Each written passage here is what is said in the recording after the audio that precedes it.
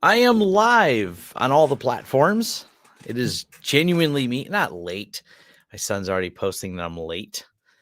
Put user in timeout. Yes. Let's see. Why does it have a star? What do stars do? Late he is. No way. No way, not late. Anyways, welcome to Vlog Thursday number 317. I have TrueNAS testing, AI hype, security, and errata. I made a to-do list today, so you guys are going to go to drive some of this. And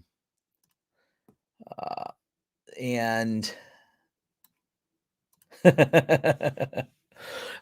guys are going to drive this because I don't have a lot of topics, but I do have a few things I'll bring up right away. One of them is thank you, and I'm going to read these next because that's actually, where did banner go for this? I did the vlog Thursday at lawrencesystems.com. I created that and you used it. So I will answer vlog people's questions in here. I was organizing all that information. Wow, I actually got 3 more. Neat. People, because the more that come in, it's kind of exciting. I wanted to make it easy for people to interact that way. So we will go through some of those questions in just a moment. I've been trying to keep up with like where I'm going to be, which is still not a lot of places. Like, let me pull up my notes. I technically I was running late because I didn't have all this ready beforehand.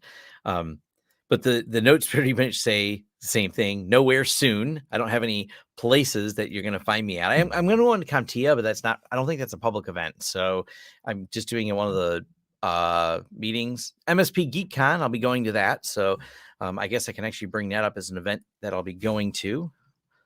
I'm pretty sure. I didn't sign up yet. So MSP GeekCon. I pull it up as a share so people know what the world I'm talking about. Chrome tab, MSP GeekCon. But this is on May 21st and through the 23rd of 2023. So it looks like I'll be going to that. So that's at least something up and coming that I got to book the hotel for it and then I'll confirm it. I haven't found any reason not to go. My friends want me to go. I want to see my friends. So there's, the back and forth with that. So those are the places that you will find me besides usually here online. Next, though, things I want to talk about. We're going to get to the AI over hype. I also want to bring up something about patch management and some of that. That's going to be a fun. We'll probably get that to the security side later on for the Q&A. But will I be at the LTX Expo? I have no plans to go to that. I don't have a reason to.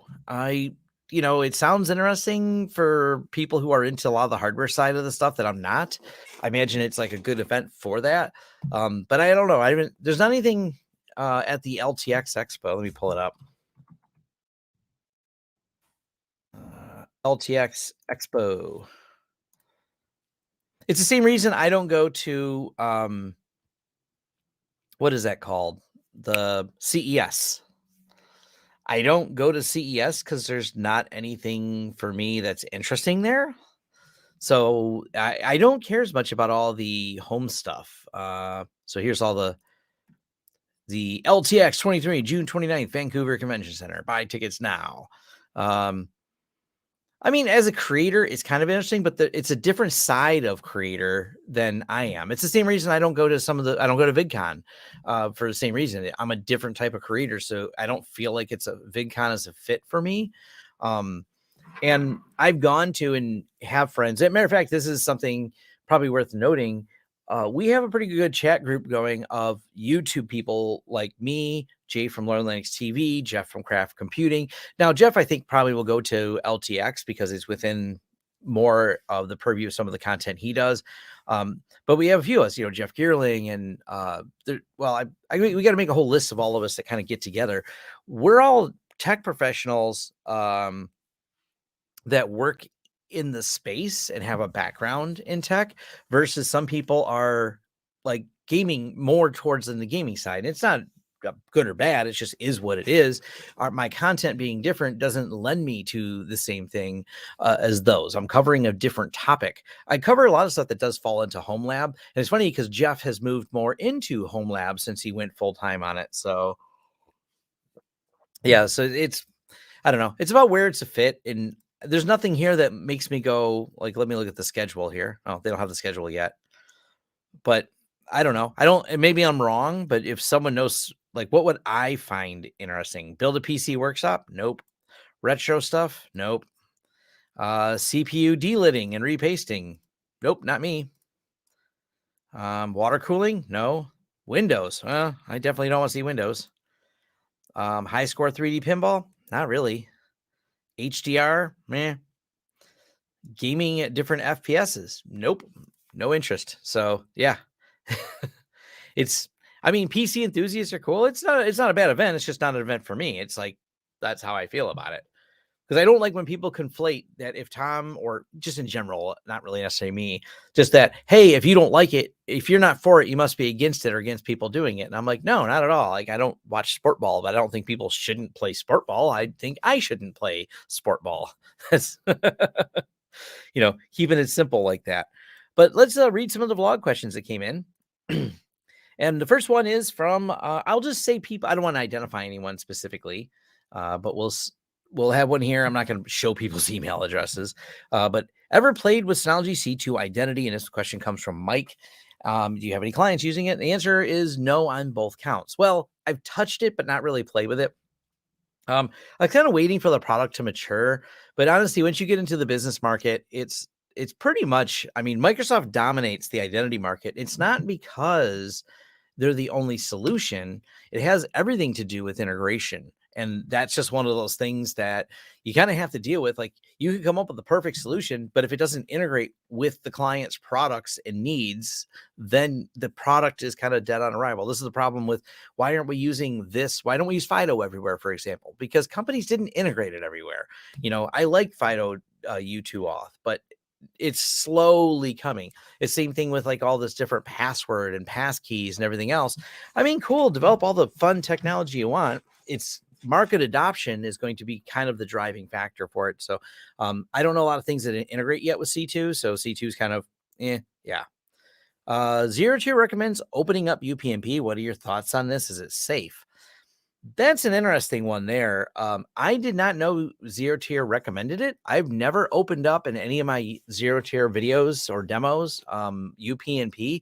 So unless something changed your documentation, the Zero Tier UPnP thing, not something I've run into. So yeah, that's an interesting one there.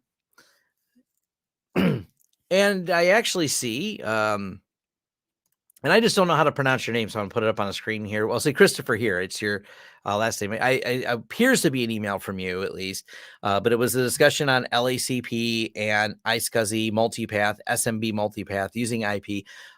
Me and Jason Slagle talked about this because he was in the chat before, but we'll do a video on this. We actually want to dive into that as a topic. So that's more complicated of a question than I can answer in the vlog, but I'm glad you framed it into an email because me and Jason will have a discussion topic on that because I think that was actually 2 vlog Thursdays ago, but I waited to have all these built up. So my goal though is to answer any that come in during the previous week of Vlog Thursday messages that come to Vlog Thursday at lawrencesystems.com. I'll try to get them all answered for people here.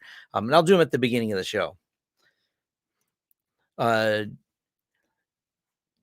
Let's see. Just would be nice if you explained about TrueNAS, disk advanced power management, disk without spin down and standby times. In my aspect for home user would save power, live in Europe, but it's also interesting to compare what the back practice is. I just don't use it. That's I don't have anybody using spin down for the TrueNAS disk. I've never tried it. And the reason why kind of comes down to my NAS is always doing something, so it never spins down. That's probably the biggest reason why. So it's not something I spend a lot of time testing. I know Synology. I have a Synology that because it actually does extremely little, if I leave it on, does spin down, but only one of them. All my other ones, I noticed that I think that's a turn on by default with some of the Synologies is the ability to spin down on some of the small ones. I think it's by default. Maybe it's just something we checked the box on when we were configuring it, but most of them it never happens to because they're always doing something. So I don't know that NAS spin down. I guess hard drives add up, but hard drives at idle only use a very small amount of wattage. So someone would have to do the calculation of the wattage savings because it takes more watts to spin them up. Now, of course, this calculation answers the question by saying how many watts does it use at idle? How many watts does it use to spin it up? So then you would know how long you have to actually spin it down for in order for that to be effective. At some point, just turn the thing off. If you're not using it at night, like you're using your NAS for your things around your office, turn it off when you're done, and set the motherboard to have wake on LAN and wake it back up. That's probably the best effective way to do that there. Uh, do you have a recommendation for Wi-Fi doorbells, preferably open source? I really don't have any doorbell recommendations. Sorry on that one there. I've not really looked at them. I don't have a doorbell at my house. I just put a camera because, like, a lot of the doorbell companies, and it's been a little bit since I looked, but I don't think a lot of them were all that great of a product. Like the reviews are kind of mixed. It looked like when I was looking at them because I got curious about it. But I never actually bought any and dived much into them except for the UniFi doorbell, which does seem to work. But I don't know. I don't because I have a person detection on my house. Yeah, I mean Travis has got the UniFi doorbell. The problem is, and I can always pull this up real quick. If we go over to the way I did it, and this is my workaround because, by the way, my house doesn't even have a doorbell, so there's no doorbell power for my front door. That would have to be run. But my solution is my camera for here, and I have my camera set for person detection. So if it detects a person has come within there, it notifies me. So that's kind of like my solution. That may or may not work for you, but doing that as a solution kind of worked for me because now it notifies me rather than wait for someone to press my doorbell. If someone's on my porch, I want to know they're there for a reason. Now, the disadvantage, of course, is you're not able to talk back to them through this particular camera. And I'm going to turn this off because I know it will bring it. Oh, you know what? I can mute the screen audio. I just realized I could do that now. So cool. But anyways, that should mute the screen audio. Let me know if it does. Yeah, I can hear your chimes. Yeah, the chimes are blowing. But being able to just see and alert me when someone's on the porch, that's usually adequate for me to decide what I want to do next. And you could go further. There are speaker integration. I think there's actually some cameras that probably have speaker integrations, but I just haven't really found the need for it. Chimes are gone now. Yes, it's muted. Cool. So, but those are all the questions I have that came in. If you want to email questions, I'm just going to leave that rolling at the bottom. It's vlogthursday@launchsystems.com. And I'm leaving it up. So if they come in while Vlog Thursday is going on, cool. I can always read them then too. Sound off and them now. How does it notify you? The Synology app does push notifications. That's the easiest way to set it up. Just tell load Synology app on your phone. It does a push notification to say, hey, you know, there's someone at the door, which, by the way, I don't, besides Amazon, no one comes over that I don't know that I didn't invite over, or if they do, we don't really get many. I haven't seen them in a long time, I should say. Solicitors that like the door knocker people, extremely rare since I bought this house. I'm happy to say they seem to come by a little bit more frequently at my old house, but this house has been pretty infrequent. So more cables to install. Yeah, that's always, I mean, is what it is. The UniFi doorbell works nice, by the way, from a Wi-Fi doorbell.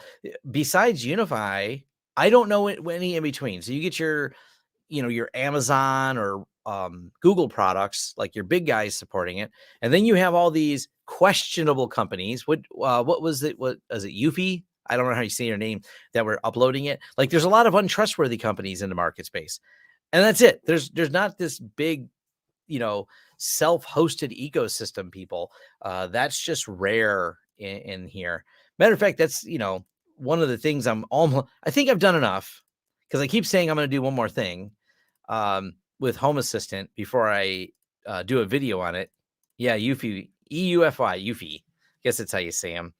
But I'm doing everything in Home Assistant, so it's all locally hosted. Like, here's all my lights I've connected in the house, and this is all done. Matter of fact, I learned something kind of cool. I didn't know it did this. I thought this was novel. If you can actually visualize, say the words right, Tom. You can visualize how the mesh networks are built for your Zigbee or Z-Wave devices. I thought it was cool. Home Assistant has it. This is actually specifically, this is my Z-Wave stuff. Okay. And then the other one would be, oh no, that's my Zigbee, and this is my Z-Wave. Does it do it too? No, Z-Wave just has logs. Zigbee gives you the network of everything. So kind of novel, being able to see all that. I like Home Assistant a lot. I watched your video using pfSense policy routing to connect my torrent VM VPN using pfSense policy routing. It seems to be way better than relying on something inside the VM. That's a matter of opinion. Some people want to rely on the VM, and you can do it that way. Some people would rather build it here and do it that way. So yes, either way it comes down to how you want to do it. It's probably do this with a single host on LAN instead of applying firewalls plus the entire VLAN. The most recent video I did in 2022 on the topic does it on a single host basis. So if you followed my latest video on it for 2022, it is called pfSense policy routing. Put 2022 in there as a search, maybe. That video does it on a alias basis, not a VLAN basis. UniFi should have a built-in NFC reader into the doorbell. That would be cool. I agree. I need to get Blue Iris linked to my Home Assistant, so I don't have to have the web browser. Yeah, matter of fact, the more you build into everything being inside of Home Assistant, it's just nice. Because once it's all in here, I'm not going to my Synology as often because this always gives me the last recording. So if the detection goes off, you'll get a push notification to your phone, but I don't need to look. I can pull up the Home Assistant and go, hey, look, that notification for someone on my porch was someone leaving something on my porch. So right now it's idle, but it always gives you like the screenshot for the last thing that was on there. Yeah, I don't think it doesn't have the option to play live, but I don't care if it doesn't need it. All I want to do is glance at the porch. So if someone just set a package on there, that last view would be that package on the porch.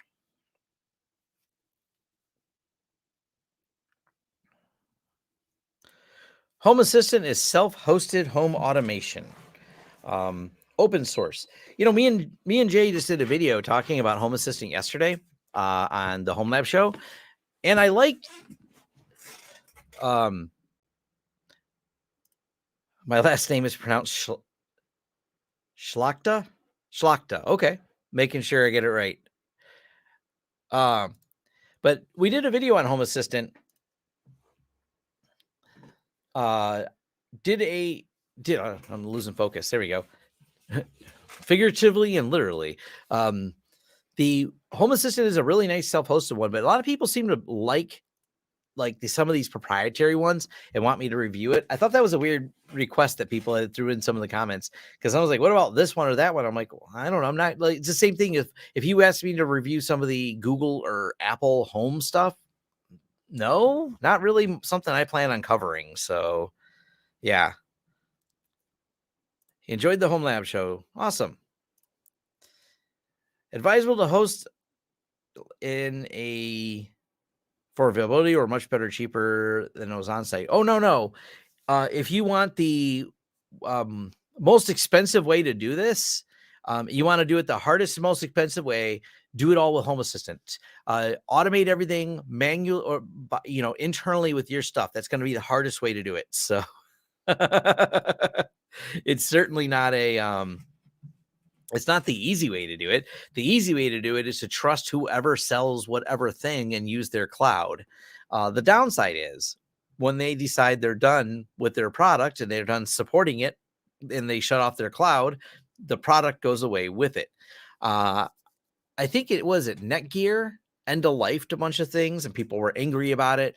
I think someone had commented, and I don't keep up with some of the, the generic cloud product things that are like this, but apparently according to the person in the comments in the live stream yesterday, they were angry because Netgear sunset a bunch of plugs they had, like decided they're not supported anymore.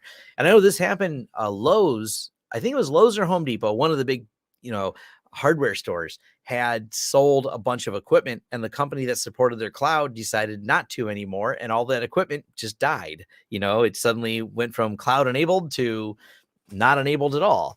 And that's kind of going to be a challenge you're going to have unless you're self-hosting it like this. You just got to roll with those punches.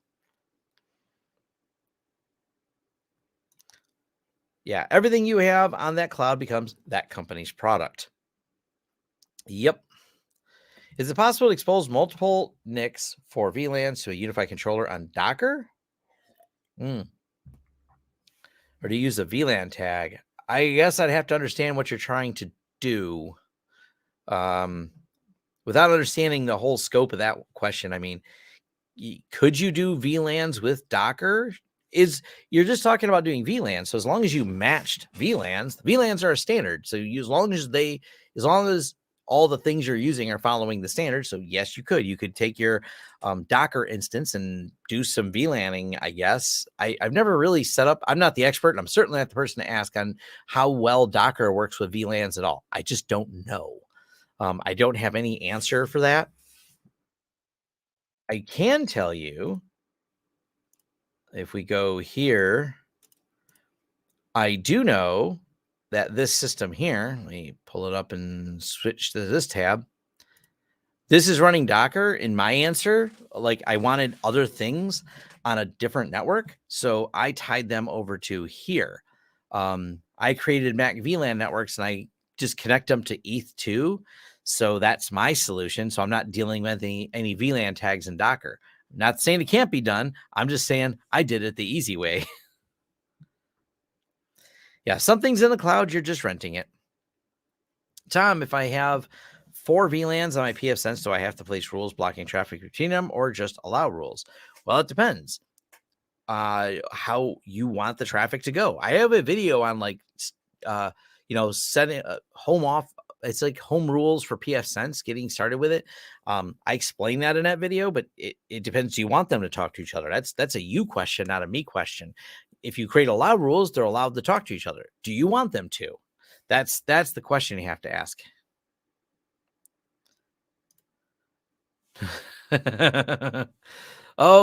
Yeah. Let's jump right over to this topic. So, yes, Tom was definitely playing with AI generation. I got really curious on there.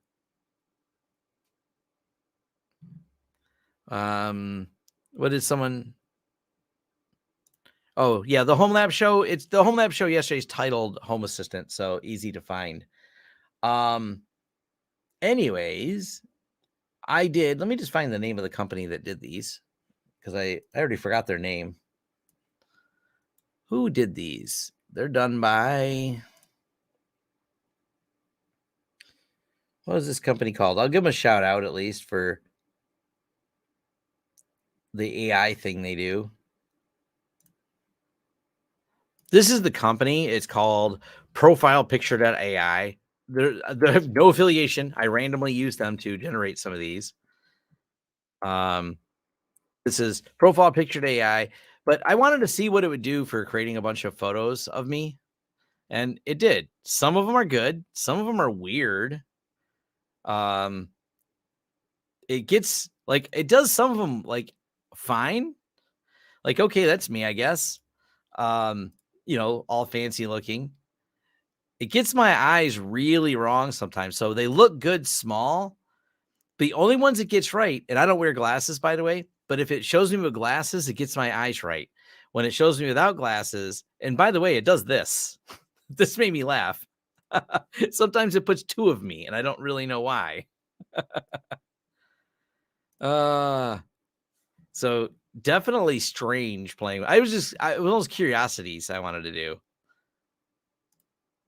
I guess this kind of looks like me, but it doesn't.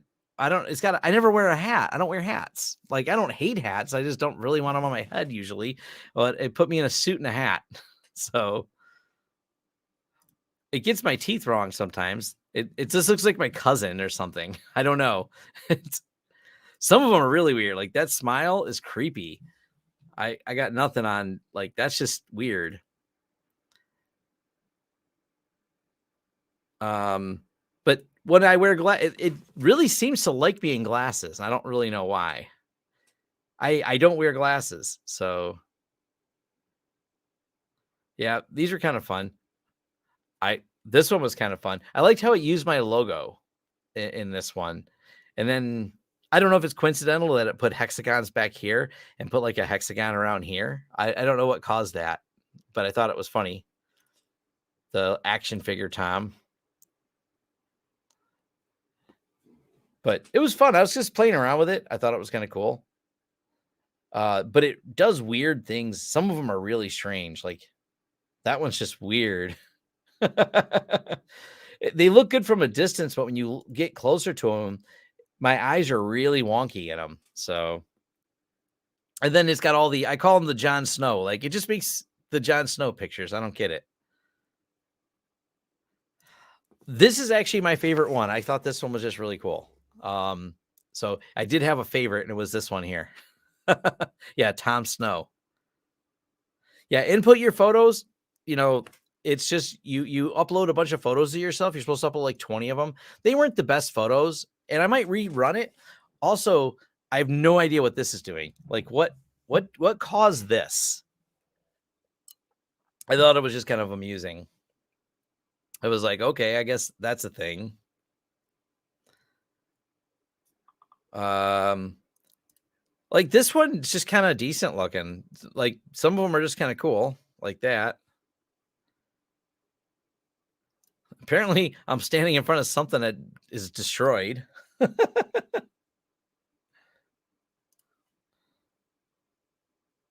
Where's the other ones? This is one I used here, but I actually like the one next to it as well. But it drew me a really heavy mustache. I don't have a heavy mustache. Dude, this is like a drunken mugshot one. This is my favorite. Yeah, the drunken mugshot one, like this is like when you get arrested the next day after a bender and you're not even sure what you're being charged with. That's like, yeah, that was that one there. And then me with glasses again. There's higher res versions, by the way. These are when you grab them all as like a package. This one creeped me out probably the most because it's like what, Tomlon Musk or something. I don't know. I thought that was a really weird one, but it was fun. I'd do it again. I probably will do it again. It's silly. They charge you a few dollars for these, whatever. It was like it was worth the social experiment of doing it. I got something I liked out of it, so I'm not unhappy with the whole outcome. But it kind of leads me into one of the other discussions, and a discussion I had with our friend ChatGPT. Now, I'll admit, and let me pull it up here. So I want to share a link with you guys about Dave's Garage did a great video on this. And because Dave's a programmer, I think he gets it. That would be a good way to describe it. So I'm sure a lot of you watch Dave's Garage, right? Or at least have heard of Dave's Garage. Let me first drop a link for you, and we will drag over Dave's Garage. I've actually chatted with Dave. He's a super nice guy. I think Craft Computing chatted with him too. But that guy, follow his channel if you don't already. He's got some really good stuff. Yeah, he's just great. And matter of fact, me and him checked. There's some interactions. Me and him chatted about setting up his TrueNAS server. So that was actually how I interacted him. He liked my TrueNAS videos, and so we chatted back and forth about setting up TrueNAS and drive configurations. But genuinely a nice person, and I think this video is very on point for what ChatGPT can do. And the problem is the hype machine has you believing, or has a lot of people believing, can do so much more. I've debated about about doing a dedicated video to Chat GPTs. I've played with it more and more. There's just things it gets really wrong, and I don't understand. Like the hype just feels too hyped to me, and it's kind of bothers me in some ways, but I also understand why things get hyped. Like, the only thing that's going to survive the AI hype is the hype itself. But if you're hyping it for a marketing reason because you want Microsoft to fling money at you, okay, makes sense. Microsoft flings money at you. That's a good reason to hype it. You want to get product positioning from it. But the reality is, when technical people hype it for no reason, I'm like, why? So it's it's the single sourcing problem is the biggest problem I see with it. So I have this problem with, by the way, people on YouTube. This is one of this came up a little bit earlier today. I was replying to some comments on YouTube. People who don't give you the full information, anyone who obscures things, anyone who does not like tell you any of the sources of how they came to their conclusion, that's a big red flag that their information is probably not fully accurate. When you can't determine where that information came from, question whether or not you should really be that engaged with that particular person and the validity of what they're saying. And that's where chat GPT really falls apart for me, is the lack of sourcing of information. And this is one of the things that just got wrong about me. And can I zoom this in and make it easier to read? Maybe. But chat GPT said nice things about me. So, we'll start there. And write a biography for Tom Lawrence of Lawrence Systems. It knows who I am because I got enough information about me out there, very publicly available. And it says Tom Lawrence is the founder of Lawrence Systems, a technology company that specializes in providing IT consulting and on-support services. We came on strong, and if you knew anything about me, you could agree with this right here. I have a passion for technology and a drive to help businesses succeed. I like this. Tom has built a reputation as a highly skilled and knowledgeable IT professional. Look at all this. I mean, how can we not be excited about everything that comes after this? Like, this is a great opener right here. Tom's journey in the technology industry began in the early days of the internet. I'm old, yes. When he was fascinated by the endless possibilities of what could be accomplished through technology.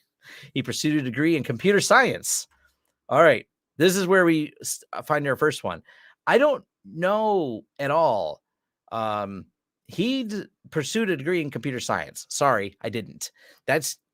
There's nothing about that is true. So where to get that misinformation? But boy, after that, it seems like a logical succession, but it's just full of it right now. And this is how it keeps getting worse. He started working as system administrator. Yes, I did. Over time, he gained extensive experience in various areas of technology, including networking, security, and virtualization. All true. In 2008, Tom founded Lawrence Systems. Now, this is inaccurate. I founded it in 2003. How did it get it 5 years off? I don't know. Why? What made it 5 years wrong?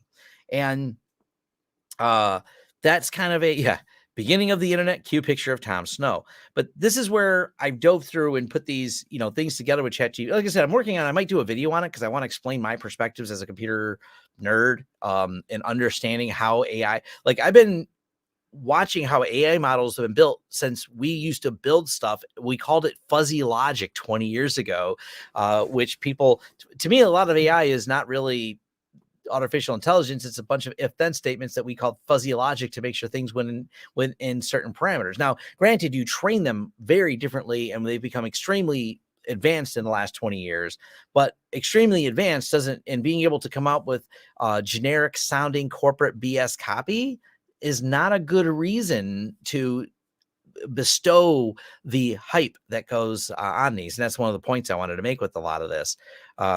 This is just a screenshot of it here.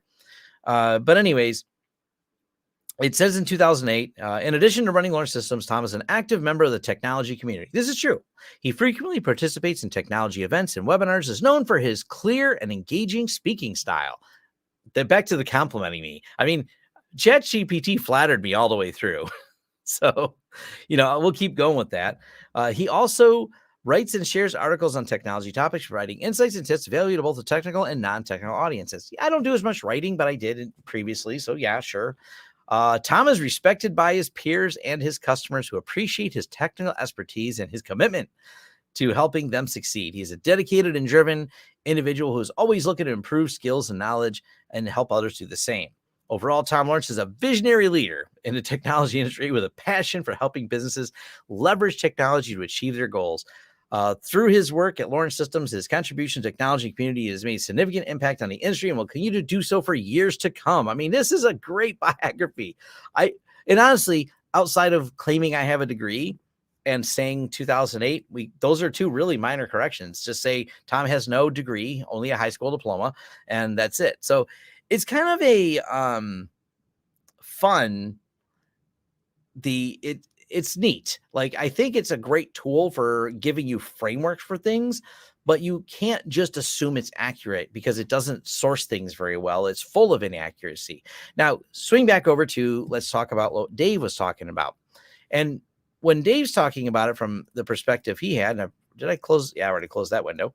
The Dave's Garage video, what he's talking about is how it will get things so wrong, but you can then hone it in to make it accurate. And that's where it's like a really good tool in the hands of a developer, in the hands of someone who understands why it's wrong and how to tune it. For example, when he was talking in that video about writing variables, and this comes down to writing code. Yes, it'll build frameworks for your code, but that may not be right. But you have to understand what's incorrect about that particular code. And Dave even compared himself, like, he wanted to say he was going to write a code for do something and then have ChatGPT write the code, and his code ran faster. Why? Because he understands how to optimize it. ChatGPT is good at deterministic things, but it's not necessarily good at optimizing those things. So doing something deterministic for an outcome, yes, ChatGPT can do that. But for example, when he modified something to run on a Commodore 64, it didn't understand the right variables to use, or I think it was the way I only watched the video once. I think it was the way it named a couple of variables. He had to have it changed the way it named it. But if you modify ChatGPT in session to say, change the way these variables are pulled, it will then continue to do that and stop making that error. So it's kind of fun for doing some of that. It's good for creating like boilerplate BS, like biography. To me, I'm fine if someone's biography was a series of bullet points for the most part. I prefer short and terse, but the reality is if you're in HR or you want to put it on a website, I don't know, people seem to expect more words than a bullet point punch list, which is all I'm looking for. Because I've been using tools for a long time. I don't even remember the tools I used to use, but I was an early person excited about taking BS written by corporate, summarizing it to bullet points. Because I'm like, why would I read 500, 600, 1,000 words? What's the point of all this? It's the same thing like a long meeting. Why do I want a long meeting? Can you just give me the action items from the meeting and tell me why I'm doing them? Cool. All right, great. Well, I'll just go make that thing happen for you. So I guess it kind of depends on the personality type, but that's kind of my thoughts on a lot of it.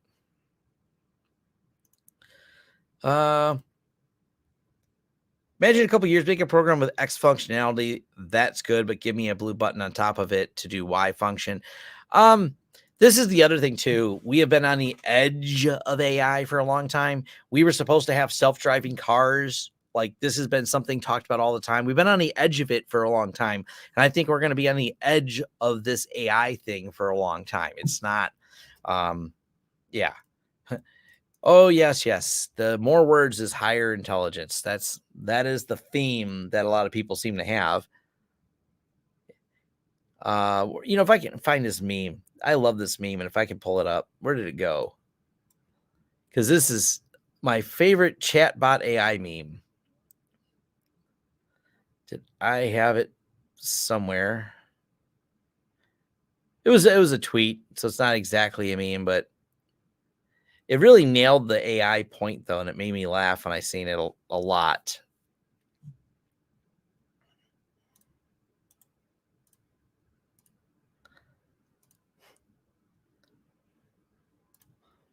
They taught AI how to talk like a corporate middle manager and thought that means AI was conscious instead of realizing that corporate middle managers aren't.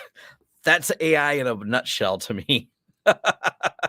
So, yes, that's this is how I really feel about AI, if you want to be honest.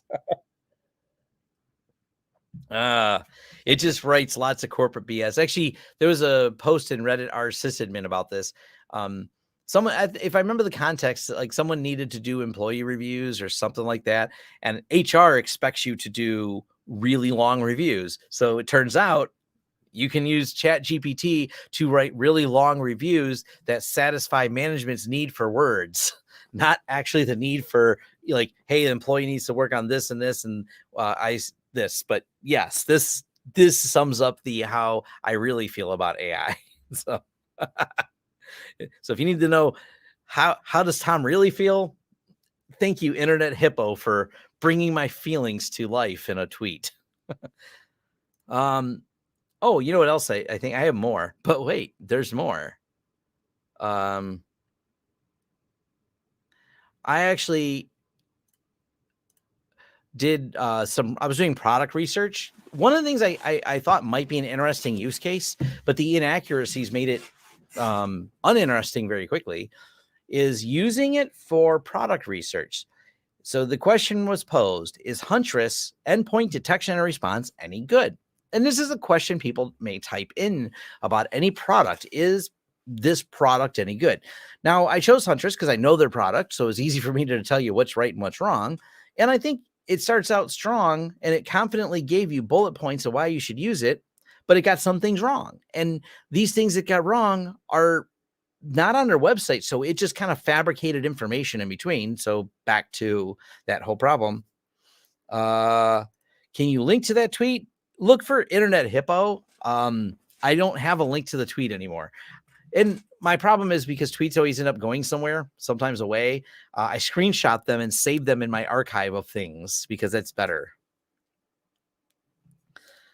But yeah, nonetheless, the if I look for Internet Hippo, if I should retweet it again or something like that, that's the problem. It all flies by so fast on the Twitters, and then it's all gone. What are you gonna do? It was fun while it lasted. Then I lose track of the tweets, and then we move. Then we move on. Oh, let's see. Yeah, archive. Well, it's not just archiving it; it's also figuring out where to put all that data. So I've been using Joplin more and more, and yeah, I really like Joplin. It's been awesome for as a tool to use. Let me pull it up real quick. I might do a video on it because I've used it enough that I said, okay, I think this is a really solid tool. It was actually, and I don't remember who because it flies through the comments. We were doing one of the home lab shows talking about note taking, and I forget what I was using then. But I dropped whatever I was using then because someone had suggested Joplin.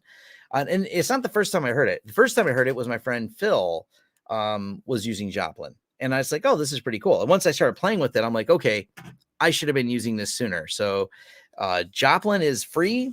It's joplinapp.org. I'll throw a link in here for people. I see other Joplin users in here. So all people, even people in Australia are using Joplin. I mean, it's that cool.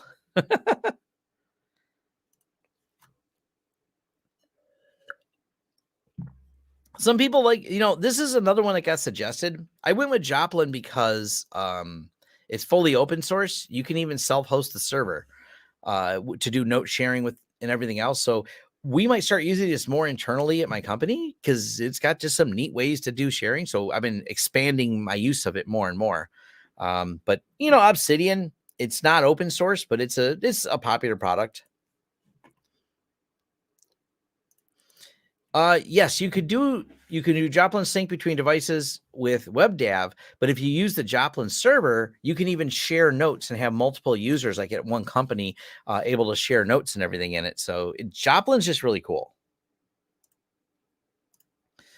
I picked up Joplin early, but I need to set up sync. I need a solution that can safely share secret keys for AWS and like between systems.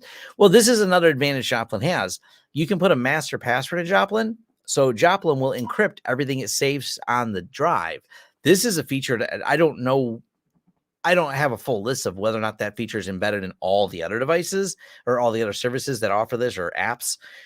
But Joplin having a encryption built in, I thought was great. So it just you set up your master password in Joplin, and everything it saves is going to be garbage. So wherever you're saving and doing your syncing is protected by a master password. So then your Joplin, as long as each one of your Joplin instances have that same master password, they can all point to the same sync and works fine.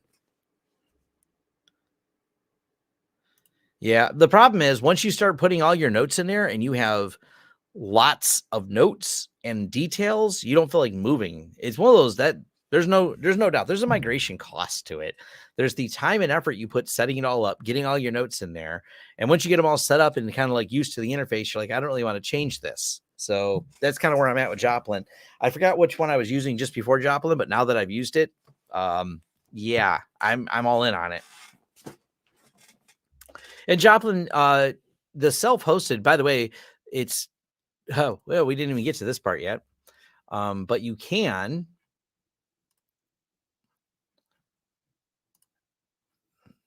we'll go ahead and install it here. Where's it at?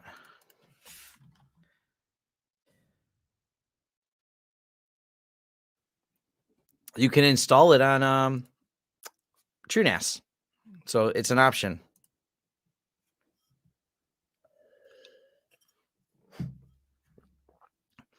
It is not the same as IT glue at all, but is it better than IT glue? Yes. Is it the same as IT glue? No. Better than IT glue, I think, is a low bar to reach, in my own opinion. But hey, that's me. That's me being mean about them.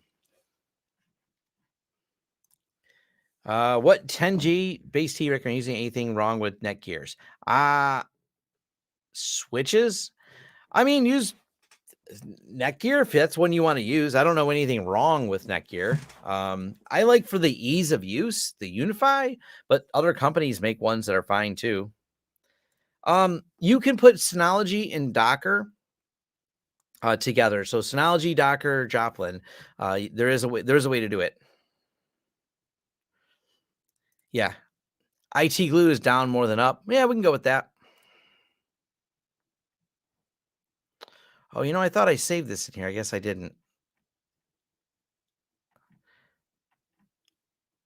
Anyways, I thought I had something about IT glue. Anyways, let's go back to this.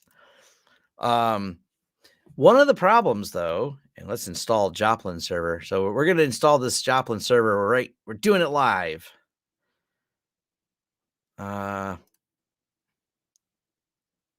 I forgot the port. I'll have to add the port later, but I can edit it and add it. I just got to get it deployed first. Wait, there's the port.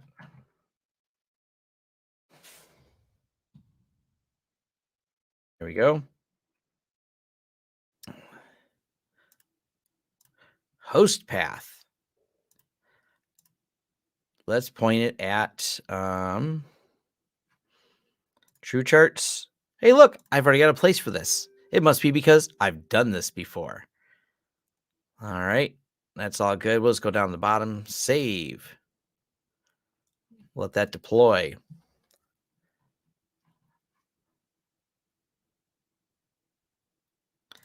Have you covered anything on Portainer? I haven't done any videos on it. I use Portainer. I like Portainer, but no videos on it. I don't know if I will or not. There's other people that did. There's people better than me certainly making videos on it.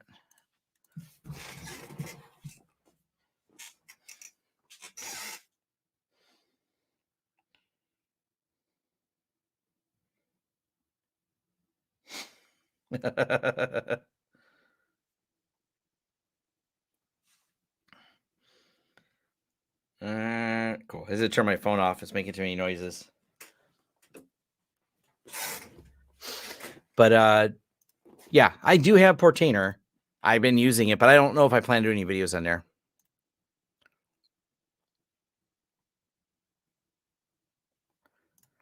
Why are multiple subnets on a switch less computation difficult than VLAN layer 3? Isn't it all routing? It all depends on if they put a chip in the switch that can do the routing. That's what it comes down to. Recommendations for onboard, offboard software that will keep track of Office shares and licenses. I think you can do that with Snipe IT. Why run Joplin server over Joplin Sync? Because you can self-host it. Oh, you enjoyed the Tech Bar stream last night. But let's go back over here. And we now have Joplin. Oh, it's still deploying. So almost done. It's down here. But I'm going to do some videos on TrueNAS scale apps. There's some. What I need to do is first I'll do a Nextcloud video because Nextcloud is their favorite one, and they fixed Nextcloud.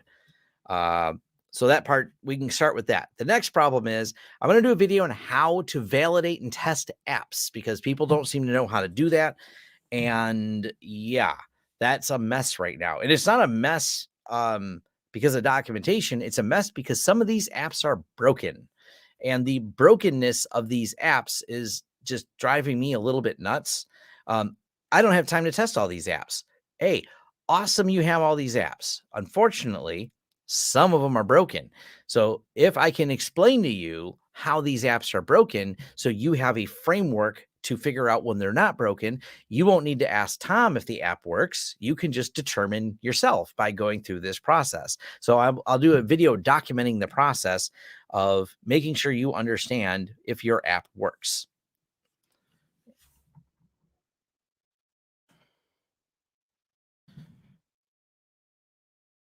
Like your Joplin server,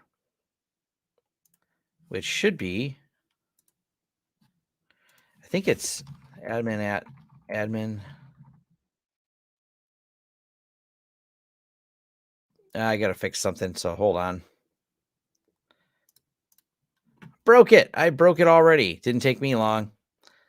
Didn't take me long to break it. We got to fix it. So we have to stop the app.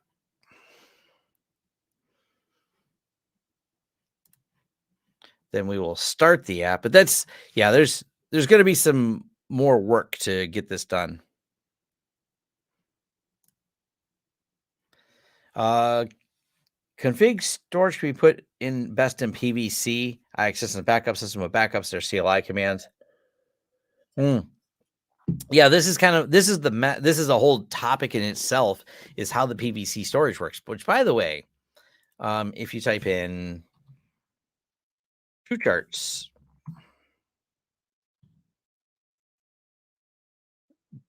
this is where, and this is just stuff that I need to make a video documenting it. And by the way, their video documenting it is missing and broken.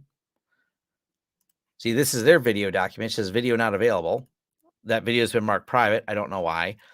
But yeah, they've got a whole write-up on what PVC storage is. The problem is the average person using this doesn't know that. So they start using it, they start putting data in there, and they realize they don't know where their data is. And then they don't realize that if they rebuild the app improperly, the data goes away. So that's kind of a problem.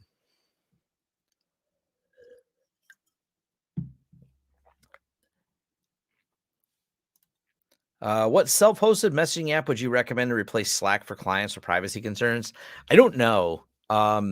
I think Rocket Chat's become pretty popular, but yeah, I don't have an easy answer. We use Slack because it's the best way. See, when you're integrating with a bunch of external companies and it's not just internal employees, you need something that integrates well with other places that's easy to use. So honestly, it was such a pain figuring out how to install things in TrueNAS. I'm wondering if it should just go get a Synology. There's a reason people get Synologies. I'm not going to lie. It's because it's easy and it works. And I'm going to do an updated video. And matter of fact, it's kind of like, I think about the progression of things when I do my video lists of what I'm going to do. There's going to be a video on how to do TrueNAS apps. I've already done a few more Synology videos. I need to do a video on TrueNAS apps. I need to do that video before I do the TrueNAS versus Synology. Because if I just do a TrueNAS versus Synology, people are going to go, but Tom, all those apps are on, those apps you talked about, look how easy. They're all one-click installs. But if I don't do the explainer of one-click install, doesn't mean one-click working. One-click install may be one-click working, but not your data backed up. And Synology makes that easier and more turnkey than TrueNAS Scale does right here. And that's also going to be part of the video. you have to start with the date because this is the date of the video. Because once you are looking at this at a future date, maybe this problem is fixed. So yeah, it's a lot.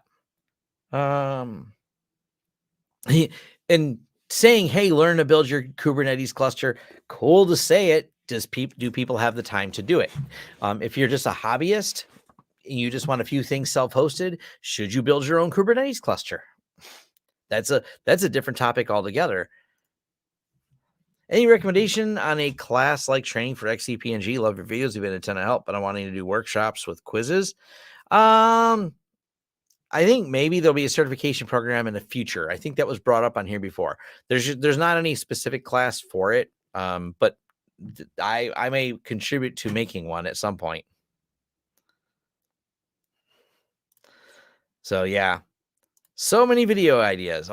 It's finding the time to do them is my problem. It's not the ideas. My to-do list is so long. It's getting things. It's my getting things done list.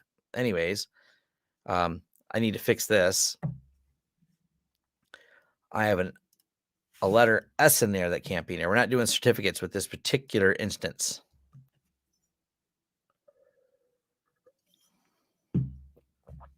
That's a later date to talk about certificates on it. Certainly not today's problem.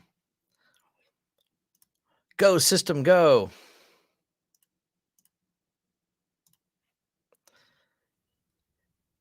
Initial validation complete. It does this sometimes. Sometimes it pauses, sometimes it doesn't. I don't have an answer as to why. I just know that's a thing. Welcome to dealing with TrueNAS Scale. I don't dislike Scale.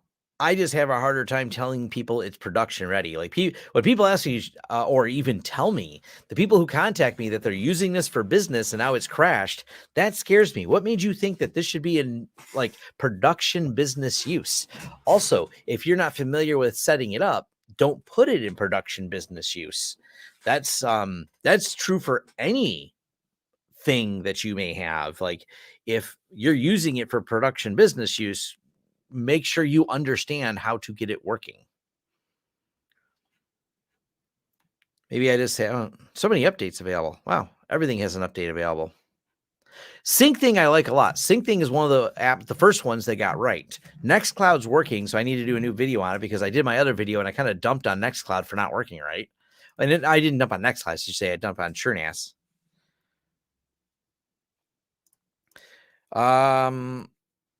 Would you recommend a Synology as an alternative to VxRail? I don't know what VxRail is, so I can't answer that question.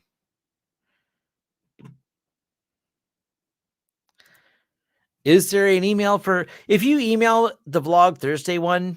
I know the people at Business Technicalities.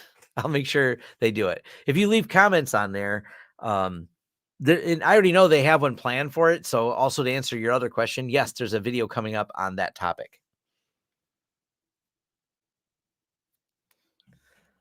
So that's a I know they're already working on that as a topic. Metrics or data logs? I don't know. I guess it depends on your goal. I don't know that I put one importance on the other. I mean, for security reasons, I think logging's the most important. That's from a security standpoint. What do you use to back up with TrueNAS that does what Synology Active Backup for Business does? There's not anything not built into TrueNAS. There are tools you could use. There are tools like UR Backup, but I'm not going to lie, UR Backup is not as simple as Synology Active Backup. Hands down, if you want a good experience, a turnkey out of the box without too much work experience, Active Backup is good. If you want to spend more time setting it up and figuring it out and configuring stuff, UR Backup, I've heard of people using. I don't use it myself. I've heard people use it and tell me they really like it. I don't think it's near as turnkey as that.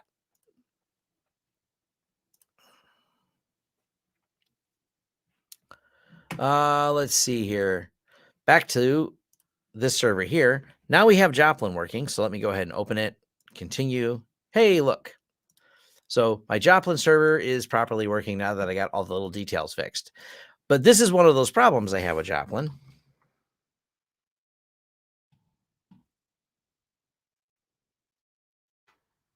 Was it admin or is it?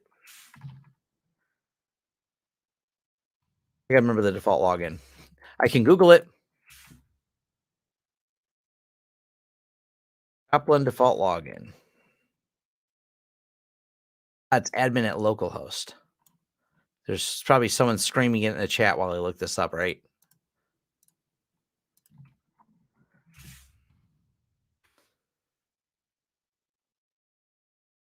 So, welcome. The default admin, change it now. Yeah, that's fine. I get it. Default admin, change it.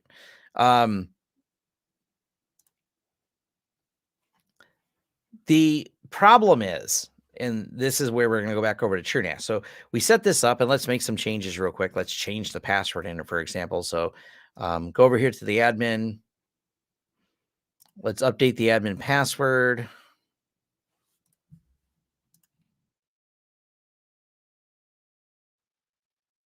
Update profile. All right, we've now changed the admin password. So we made changes to our Joplin server. And let's go over to our TrueNAS here. And this is the way you validate something isn't working right. We'll go to shell. We'll just do it inside of here. I can make it bigger, I think. Yeah.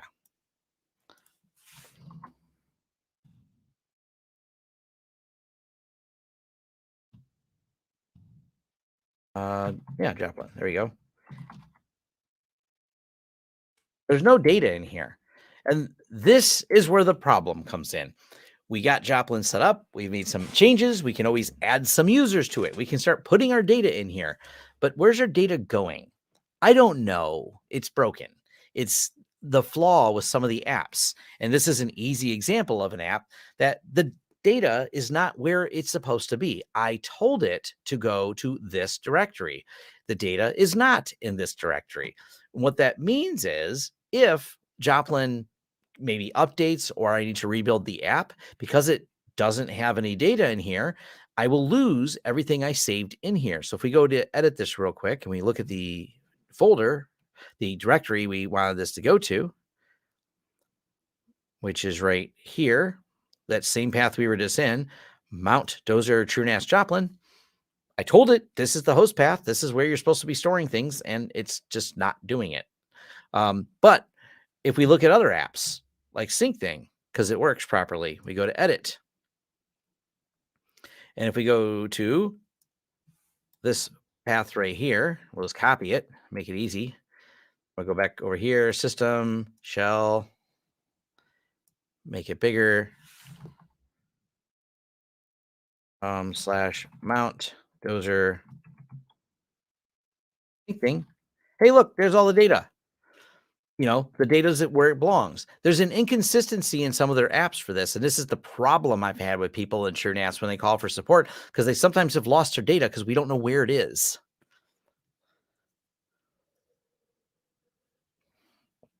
So yeah, that's kind of the problem right now in the status of TrueNAS is some of the apps. There's a lot of apps, but they don't. Yeah, there's a lot of apps in here, but they're just not all fully functioning yet. Some do. Some work great and have everything where they're supposed to be. Others don't, and therefore you end up in trouble with these apps. Let's see if Nextcloud breaks.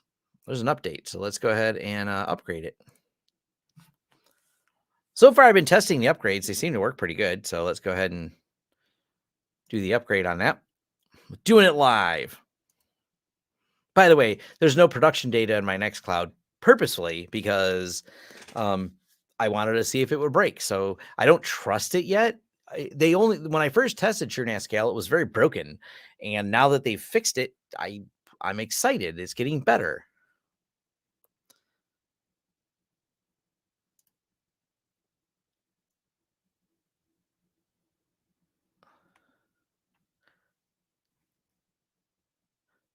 Let's see here. Okay, make sure I got all the questions caught up. So, all right, looks like it updated. Still deploying. As soon as it finishes deploying, we'll do it. Maybe, can you update more than one thing at once? Why not? Can we upgrade this while that one's going in the background? Sure. Let's see if that breaks. I love seeing if anything breaks.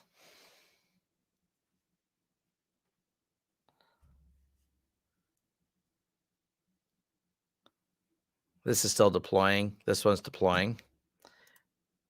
I don't have any virtual. I don't know what this thing's doing. Why? Because it's one of the other. Let's take a look at something here. If we look at the reporting, I mean, there's some elevated CPU usage, but I'm not using full CPU power on this. I mean, I see the system load going up, and this is a full flash array, so I don't really know what's taking so long on some of these deploying, because it's not like I'm using or pinning my CPU here. No, it's also not a super fast system. It is a C3758 Atom at 2.2 gigahertz, but we're not using high amounts of app, but still. Okay, now it's deployed. See if this opens. Yay, it worked.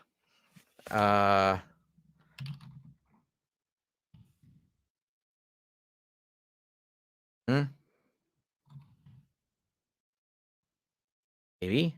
Nope. I'm guessing because I forgot to say the password. Nope. What did I? How many more passwords could I have possibly made it? Oh wait.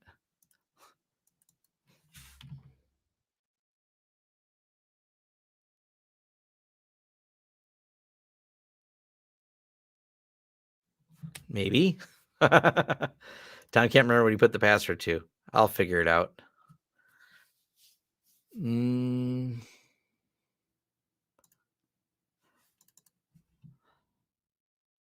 try this one.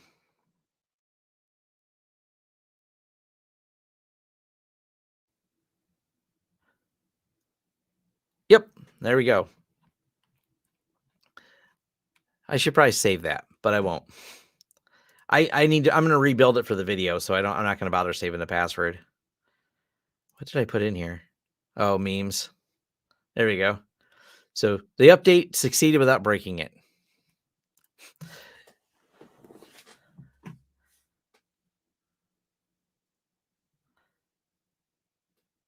All flash. Which flash drives are you using? I don't know. Good question. The drives that are in here: storage, ZFS disks, managed disks. They are Micron 5210s. Is that a model number?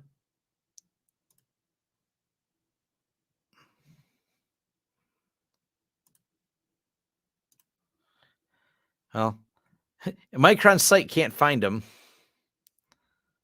but they're the Micron 5210s, according to the thing.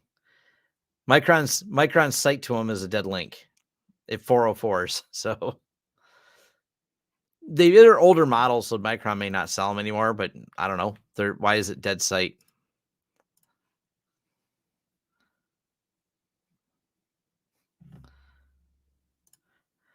Is it worth trying to find the file on TrueNAS with the latest date for Joplin and point to modification, or take too long, too much resource? Oh, I mean, I could dig through. That isn't my point at all. I could certainly figure out where it's storing things. That wouldn't be hard to do. That's not my aggravation. It's the fact that you would have to do that. That's the stupid part. Like, it's designed and has a path in there of where the data storage is supposed to be. My problem isn't that you can't hack your way to make it working. It's the fact that you have to hack your way to make it working. That's my aggravation with it. It just drives me a little nuts. So it's just one of those things that really annoy me, that some of these apps are broken. Now they're getting better, because when I tested this a while ago, more things are broke. Nextcloud would install but wouldn't save the configuration files. Now Nextcloud works properly.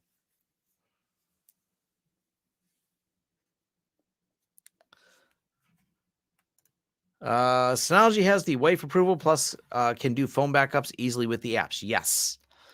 Yes, it can. That's definitely an advantage that they have, is that exact thing.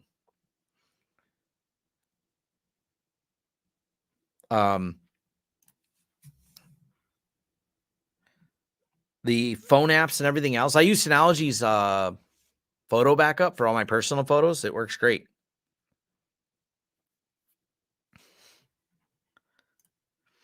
Could the web shell not be seeing the files if on the web shell cannot do a ton of functions, had the user console on the system? Oh, I can SSH in and show you the same thing. I mean, it's really arbitrary. Um,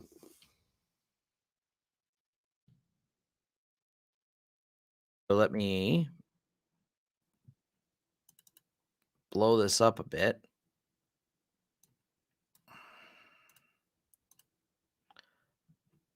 So if we share, present, share screen.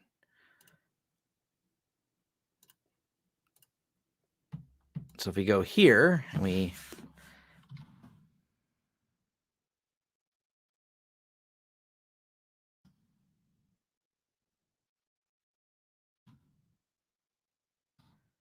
there, I'm SSH in, there's still no data. So yeah, and I already know there's no data because if you delete the app and reinstall it, it won't have the data there again. So yeah, that's stupid. Does Synology phone app back up everything such as text and voicemail app? I've never tried that. I only use it to back up photos.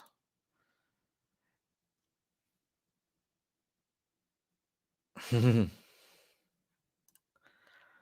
no way the app has to report to home directories, to its home directory somewhat. No, it's broken. It's just the app is broken. I got nothing. Like it's just this is the problem with it. And that's Joplin. There's other apps and I don't have a time to test all of them. I'm not an app validation person. There's probably some automated people better than me that could even probably automate the validation that could be done. Maybe they can write a chat GPT automator for it. But these are the problems, and this is what we see from a consulting standpoint, where people come in and want us to help them find their data because they put this in production use. And I'm like, what? You can't put this in production use or put something on a screen for everyone to watch. Um, Makes it look like I'm doing something. Actually, you know what I need to do now? Let's, there we go.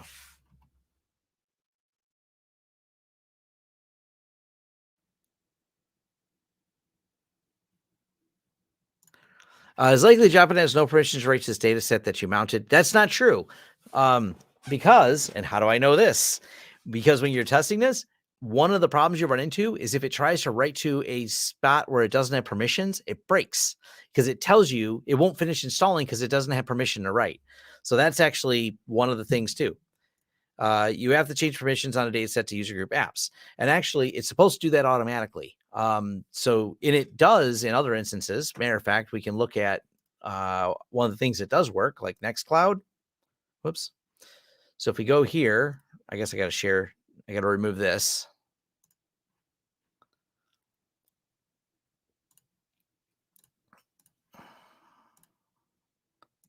Now you see how complicated this topic is, right? Does that make it fun? So we share this one here. And if we look at the Nextcloud Bluefin, where's another one? Lab work. Here's one I set up. I set Plex, for example. Who's the permissions for? If we go to permissions here, that's weird because this one's owned by root. That one's owned by Tom. Or is it this one here? These ones are owned by root, but it works, by the way. Even though the permission is still root, it still works. So it says, and it knows the role here. I know it's really small. It says it knows the role that it's being used by Nextcloud. So it understands that, and it does have the Unix 999 for it, but it says the data set's being used by Nextcloud. So it understands it's being used. And if you try to, if you don't have permission to write, the app will fail. You can look at the logs. It'll tell you couldn't write to that directory. That'll be an error. Oh, that's just Hollywood.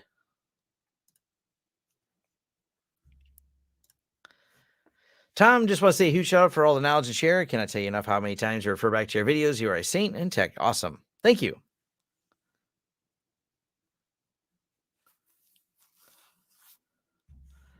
So very awesome. Starship static just fired all 33 engines. Very cool. I like space stuff.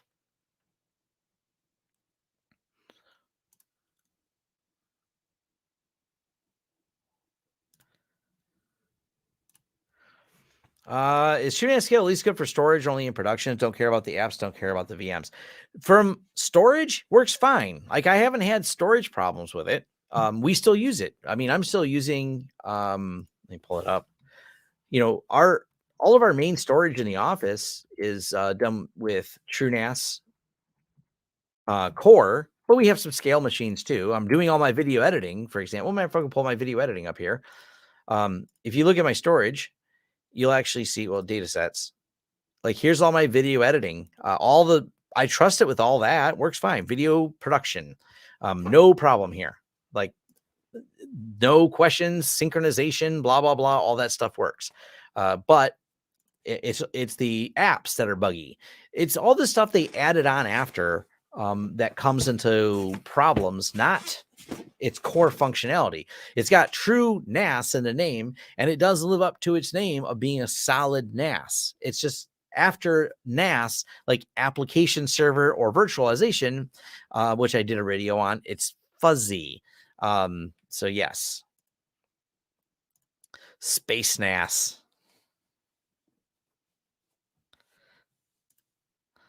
Hey, I saw your home lab mention Home Assistant to PF Sense. Do you have a video planned on how that works?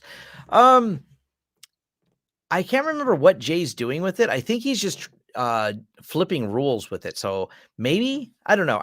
My personal preference is not to tie my Home Assistant to PF Sense, but I don't have the same use case that Jay does. Jay has a rule, and I think he's just automated it. So if I'm not mistaken, Jay has an automation to have Home Assistant flip a firewall rule to turn off internet for his kids, so he doesn't have to log into his PF Sense. I'm just not ready to have Home Assistant controlling my PF Sense. So that, I don't know. I'm probably overthinking it, but that's one of those things.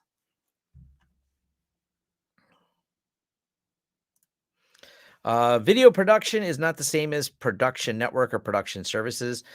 I beg to differ. I look at this as a business, and I wouldn't trust it, to my production stuff. I mean, editor has to be able to talk to this at 10 gig to edit all my videos that I upload in 4K. There's a lot of data going back and forth, and it works fine. So video production, I don't know, just it depends. I mean, I'm using it for hypervisor targeting too. So, but right now that my main one, I don't know that I'm going to switch anytime soon. This does most of our hypervisor stuff, and this is still running TrueNAS core. So, because TrueNAS core is just so solid right now. I have a weird bug I haven't figured out in scale, and that's this one here. Let me reset the screen. I don't know why this keeps getting reset. It's not using all the memory for cache. It will if I set it, but without rebooting, something resets it back, and I don't know what. So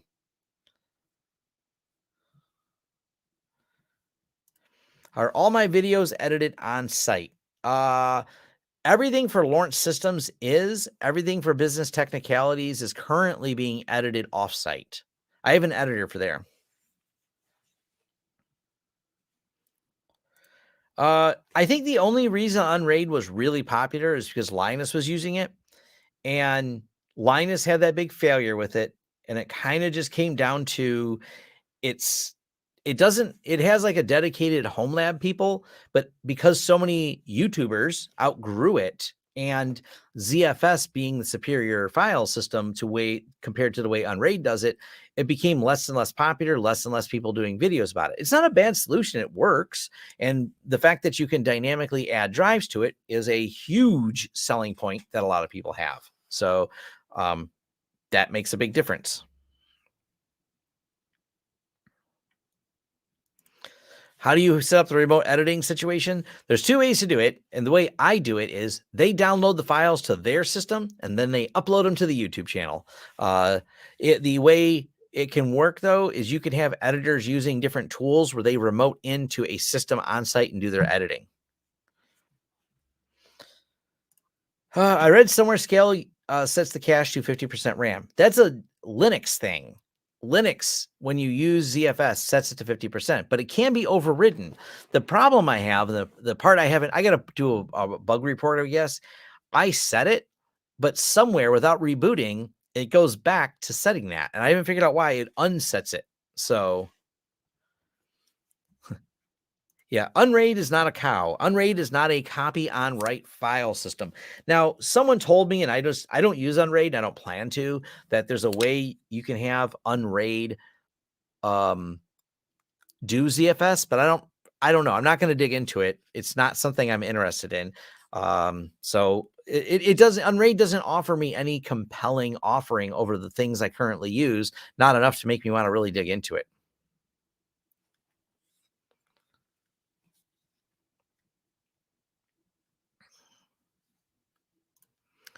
Yeah, but it isn't worth the price if you need to grow. And to my knowledge, Unraid was never built for performance. So that's one of the other reasons you outgrow it is because if you go, I need higher performance, then you hit a wall going, well, Unraid has some performance limitations because of its architecture.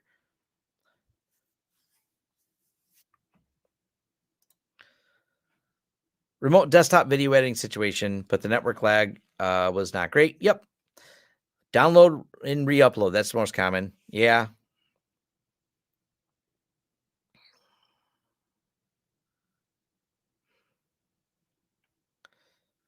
Well, I need to go get some water. I am all out as of right now, and I need some water. And to keep you amused, I did a thing. So while I go get water, I made a be right back screen. It's actually funny when I was like, how do you, I guess I could make a be right back screen. So I started this is why I was late. I made the screen. I don't know if it's good or not. I just uploaded it. So we'll see how it works. I made the screen 15 minutes before the vlog. That's when it was uploaded. So it took me about 5 minutes to put this together. Now I got to figure out how to make it loop. So let me go ahead and pull it up. I'm going to grab water, but I'll be right back. If you're still here, cool. I will carry on. But in the moment, I need to get some more water. So I'll be right back.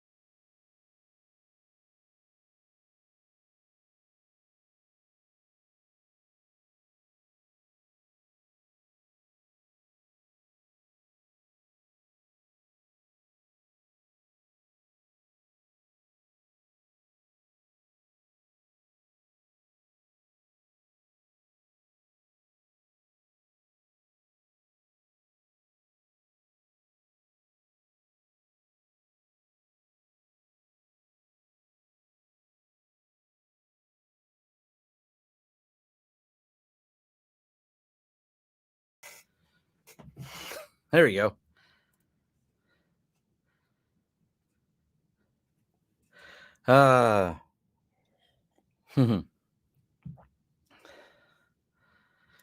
Brought to you by Video GPT. Yeah, if only there was something that wasn't me that could write that. So, I mean, I welcome AI video editing because if I could spend less time video editing, that's better, right? It needs a water reachable progress bar. I figured shiny, flashy things. Yes. Oh, I know. That would have been, yeah. I had to find some generic non-copyrighted music. So, oh, the music is loud. Interesting. I don't have any way to gauge that because this is all done through StreamYard and the video is played through StreamYard. So, but I can always reprocess it with a volume cut in half.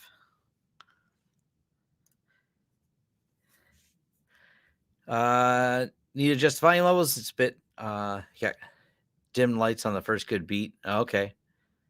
The loop is a little off. Okay.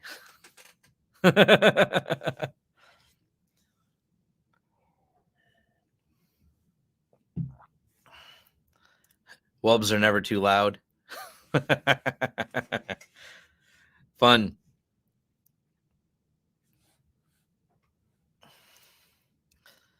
Dim my lights on the first good beat. Loop is all right. Cool. What's the next topic? Now that I didn't lose you, I should have grabbed a beer too. The beers are closer because I don't have to go upstairs. My beers are in my beer fridge downstairs. So I got water, which is funny. Coming down the stairs, I drank half of it, but whatever.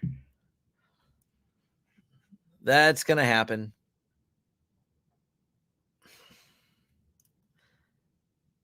Let's see. All right. Back to our, we keep talking TrueNAS, or what's the next topic we want to cover? So I covered the main ones I want to cover. There,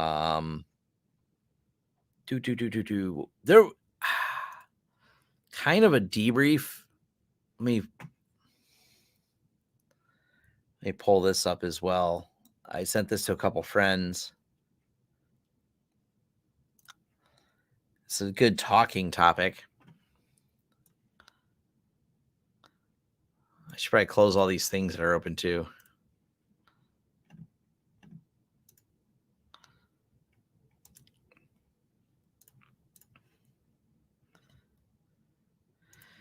Thought you had a son for the, yeah, sometimes. He's playing video games right now, so he's locked into that. Any tips for identifying variolante nicks? Google is your friend.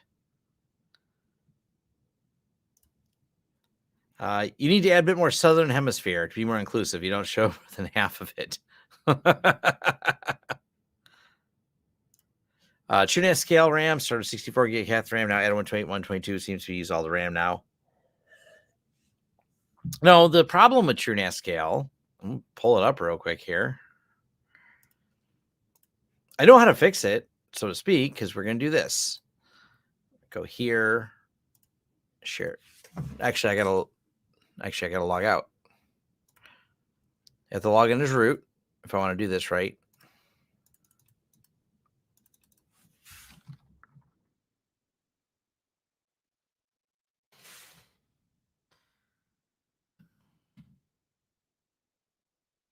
So we can go here and to make this as big as possible so we can see this. I should probably SSH in to make it easier. So if we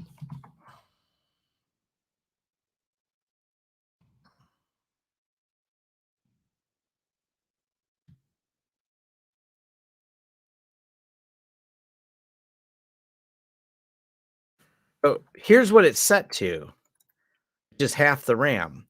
And then we can do this here. So if we set arc size, now we set it to this. So this is what it was at. This is what it is at. My problem is, and this is a puzzle that I don't have an answer for. It, according to the people in the forums, when you do this, now I've increased my arc size to tell it to use this much memory. That's fine, except at some point during this week, and I just haven't pinpointed when. And I could probably set up some tool to keep checking it so I know when it happens. At some point, it decides to switch it back, and I don't know why. I don't know what causes it because it's not rebooting. It's the uptime doesn't change. So yeah, kind of weird. That's a bug I found, that it keeps resetting it. Now, if you do that, once you reset your max arc size, now it'll use all of my memory like it's supposed to. but sometimes it just sets the arc size back down, and I haven't figured out what the trigger is. Not related to containers, but just TrueNAS scale in general. Have you noticed that TrueNAS web shell has less writes and functions than the full console, or is this a user error? Um, well, it's not less writes and functions. It's the fact that they're trying to write a specialized shell for commands. So it's different. It's different by design. I never used the console one.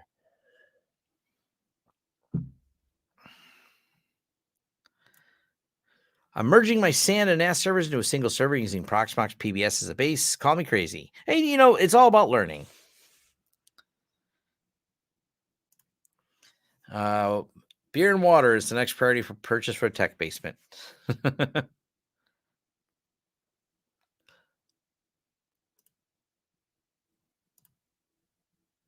Yep. No problem on that one. Like I said, it's designed to be different. Well, no, that's part of what I'm trying to figure out. I have to go through like all the triggers to try to figure out which thing is triggering it to change. Is it because I did the app? I don't know. Because restarting the app doesn't do it. Restarting the server does, but I'm not restarting the server. The server's actually got an uptime here of 57 days. So the server hasn't been restarted in almost 60 days because that's when the last update was. The server doesn't get rebooted because there's not a reason to reboot it. It just works. I don't know the answer to that. This is a fun read, though, if you want it. Well, a fun talking point. We'll drop this in here because this is in the security world. Lessons learned from on ransomware prevention from the Rackspace attack. So this is interesting, and I don't know the answer that's that easy. This is the problem with self-hosting things. This is just what happens at scale, not necessarily at home user scale. There's mitigations you can do for the proxy not shell. I think it's called proxy not shells. There's proxy shell and proxy not shell. I think proxy not shell was the one that was used in this one. But the problem is, a patch comes out, like there's a problem with Exchange that was found. Hopefully you can get the patch loaded before someone finds out you haven't loaded the patch. In the meantime, you can put things in front of your Exchange that are mitigations. And the mitigations worked. There's ways to mitigate against that attack until someone found a way around them. And how did they figure out a way around them? Well, because they were clever. How did they know they figured out a way around them? Because they figured out a way around them on Rackspace. So here comes a weird conclusion. If Rackspace was in the process of applying all the patches to their Exchange servers, I don't know the status. I don't think we've got a full debrief yet. The next problem is, what they did the mitigations. It was just someone found a way around the mitigations. So they were following vendor procedure of wanting to working on a patch, but you can only get the patches rolled out so fast because they don't load easily. Microsoft, there's part of my job, part of my company, and the way we make money is because we literally support a product you're sold that doesn't work right, that doesn't patch itself smoothly in any way. And it's kind of a weird facet of the business to think, it's almost like a weird thing that you can't easily equate to the real world. It's like if you bought a brand new car, and granted, we know you have to do general maintenance to the car, like oil changes, but excluding that general maintenance, the functionality of the vehicle you kind of expect as a product, as you get it and it works. Microsoft sells you a product for a premium and then it may not work. And then you have to hire a third party to try to get the updates to work properly. So yes.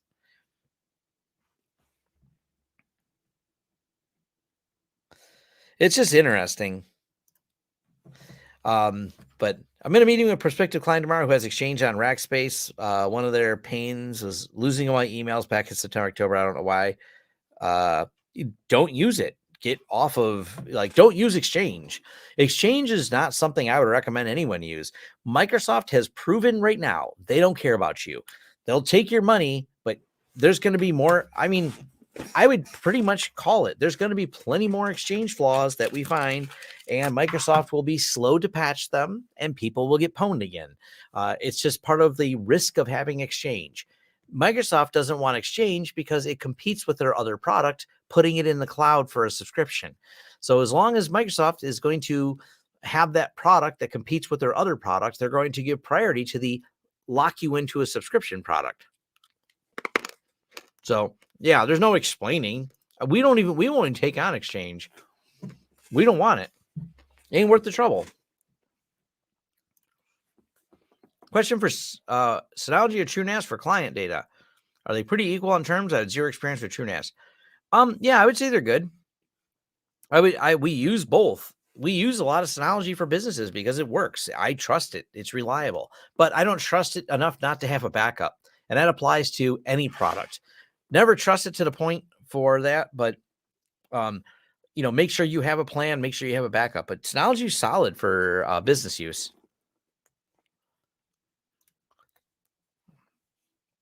Yeah, the best mitigation for exchange is the power switch. Turn it off. Absolutely. Recently installed TrueNAS Scale and wanted to check Smart Status, but Smart Control DVD isn't working. Worked in TrueNAS Chorus or an equivalent on Scale. I would have assumed it worked. Let's look. As far as I know, and we go back over to my this box here.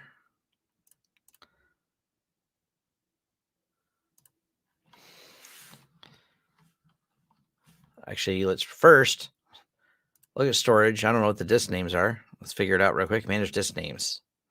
Oh, okay. SDC. There's the drives. So it's SDC. So we go back here. And does it have smart control?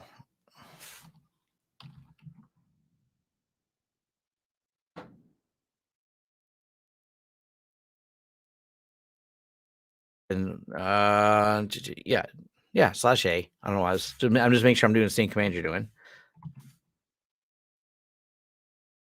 Works on mine. So there's the Micron 5210 device model. Blah blah blah. So there's it working on TrueNAS. So I don't know why it wouldn't be. Are you logged in as root? If you're not logged in as root, you're probably not going to be able to do it. Throwing it out there. Not in a web shell. That would be a good one. Yeah, if you use SSH, it should work too.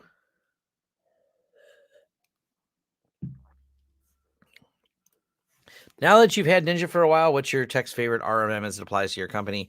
We like Ninja substantially better than Enable. So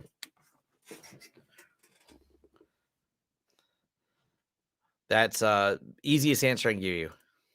And I've not used ConnectWise and don't plan to. So I'm biased. I've only had really 2 RMMs. I don't have time to research them all.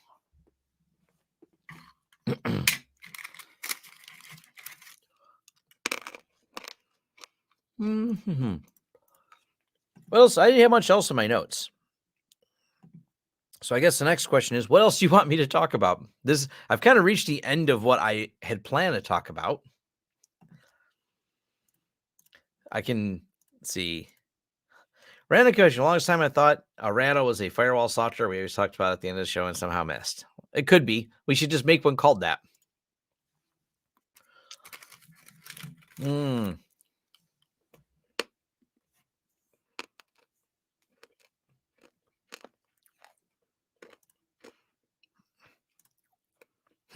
Tank top and video game time.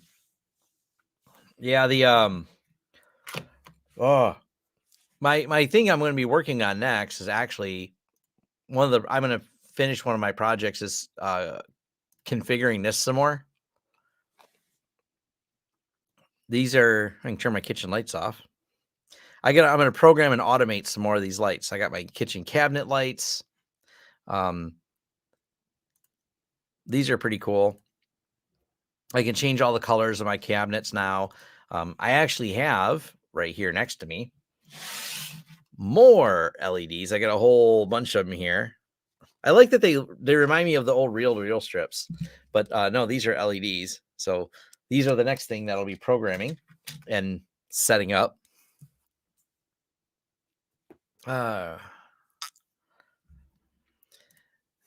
Jay from Learn Linux TV, I think, has videos specifically on that topic.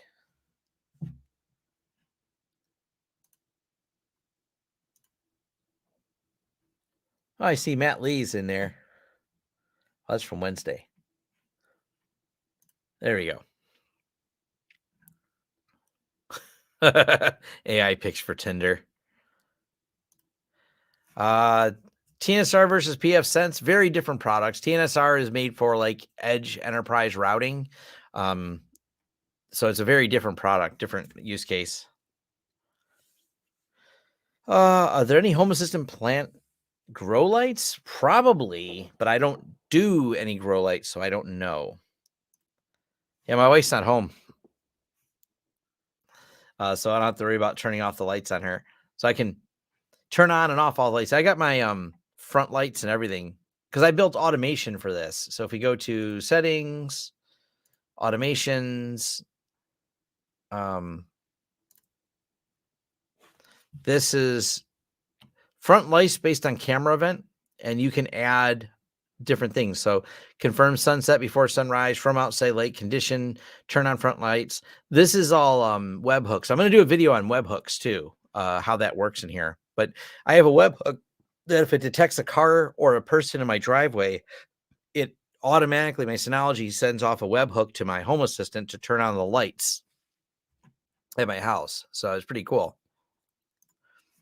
I'm pretty impressed with the Hue motion sensors. They report light levels, temp, and motion. I've got a couple set up that use automation. So much more to do. Oh yeah, there's so many neat things. Check their website. I mean, they have everything listed that it does. It's a powerful edge router. So it's also very command line oriented. Yeah, I said there's a lot of ways to load it. You can load it as Docker, or there's a bunch of different ways to install it for Home Lab. We mentioned that in there.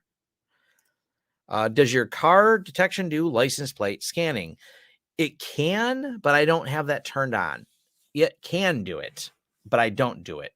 I don't have a need for it, and we don't have front license plates here in Michigan. And let me explain why that matters. So for example here, we'll pull up the monitor of this. So if you were to look at my truck, oh, that's bad. My pool, I got to go fix that. My hot tub's open. Now I got to go address that. Anyways, the lack of a front license plate, it wouldn't be able to see anyways. So there's like, if I turned it on, unless someone backs into my driveway, you're not going to see it.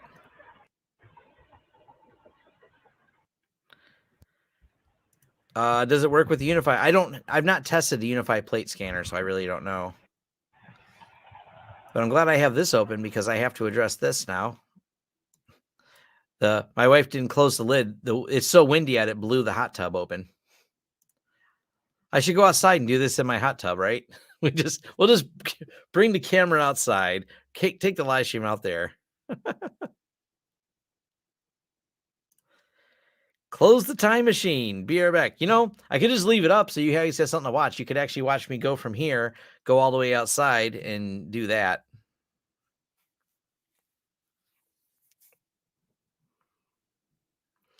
Automate the hot tub cover. Yeah. I was pushing for everybody to get black license plate with white letters. Yeah, there's probably lots of that.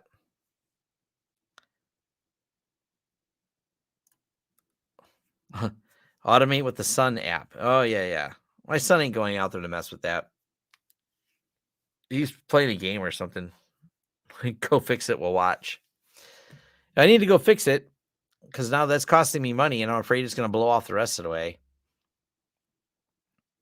So I guess I could leave that up there. I'll be right back. I actually do have to go address this. And seeing as you guys want me to keep talking about something, you can watch me close my pool cover.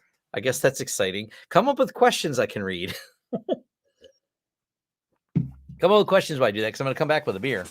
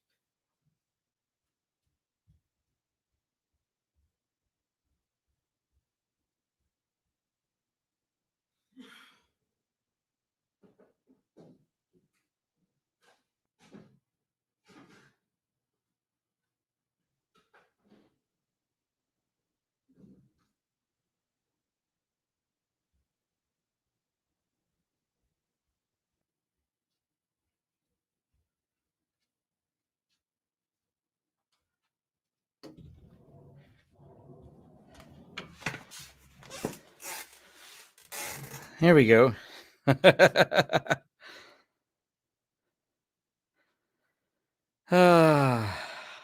Waterpool.dev.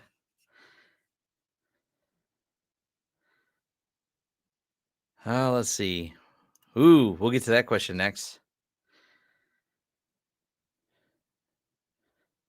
Flashbacks of American Dad. Hello, everyone. This is your daily dose of internet. Plot twist. Ooh, Cocaine Bear is coming out soon, so there's that. He must be getting yelled at his wife. No, my wife. I'm going to yell at my wife for not closing it. I'm going to send her the video of it flipping open. That's actually that's my next project, right? When did this happen? So let's go to the recordings, because now I'll send this to my wife. List. Because hold on, let me make sure I get the right name of the camera. This is just backyard. So search camera, backyard. It's already open there. It's open here. So it's been open for a while. This must be the video where it flipped. There it is. All right, I got to send this to my wife now.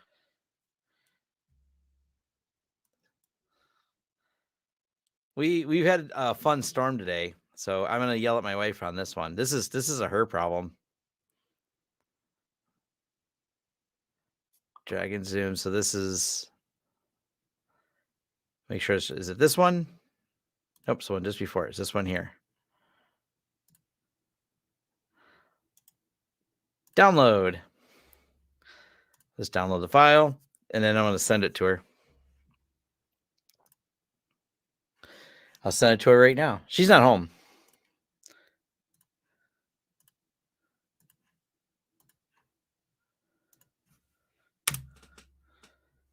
There. Sent. The Synology's nice for doing this. Like, they make this really easy to do.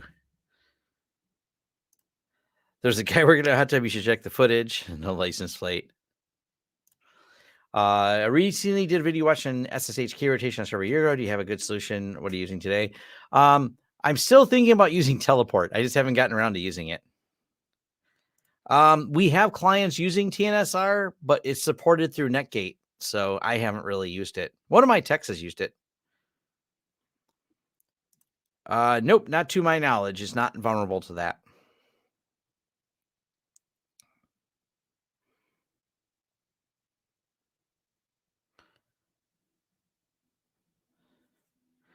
How long are those clips? All depends. You can trim how long the clip is. But this I bought completely because of the name. It's called Rogue Dead Guy IPA. I just bought it because it had a dead guy on it. So I guess.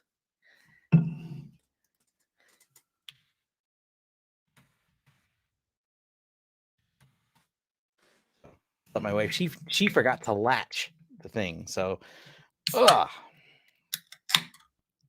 we go. Oh, that's hoppy. I love hoppy beer.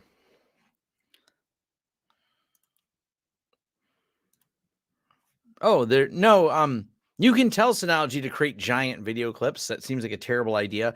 I have it set to motion record.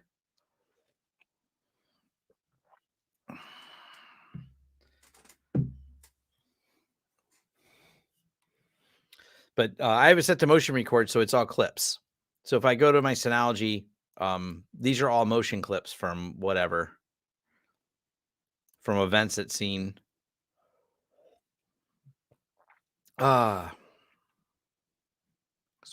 Spiders, squirrels, things that set it off. Actually, there's a clip now. It's going to be of me. This is one you guys just watched. There's me going back in.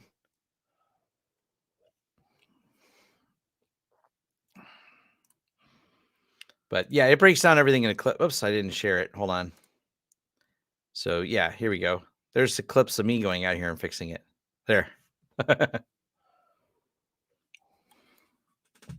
But you can download the clips and do whatever. You can trim them. Matter of fact, if you notice when you download them, if you go to download, you can download timestamps, save as. You can put a password on it. It's got cool features when you extract the video from there.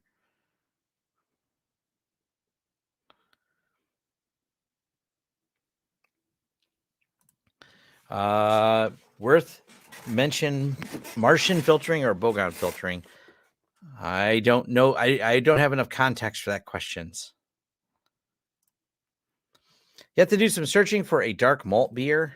Doesn't have to be a stout, but that's okay too. I'm an IPA fan. Like, I didn't even like beer until IPAs. I was not a beer drinker until I discovered IPAs. I'm still not much of a beer drinker. Once in a while I have a porter, but IPAs are kind of the other beers I kind of like. I never go out of my way to drink them.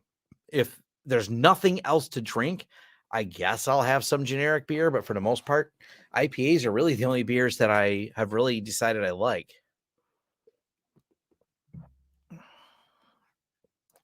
How do you tell Synology to send notification to person, text, or not take video? I have an entire video deep diving into that called How to Do Synology Advanced Detection. In a nutshell, we'll pull up a camera here. The basics of it are have certain cameras that have these features, edit said camera, go down to event detection and advanced events. And right here, these two boxes, the camera has to support it. So this is human and vehicle detection. So you have to have a camera that supports it in order to make it work on all Synologies. Or I have another video diving in how to do it with the Synology's advanced analytics, but you need a special NVR. I happen to have one. You can do deep video analytics and it will figure things out as well. So you can do detection rules and build like hey, look, it's me and my son on the porch. It'll do these detections like this. This is the advanced analytics one. So you can either do it in camera or on Synology, but you have to have a special Synology to do it on Synology. So it's supported both.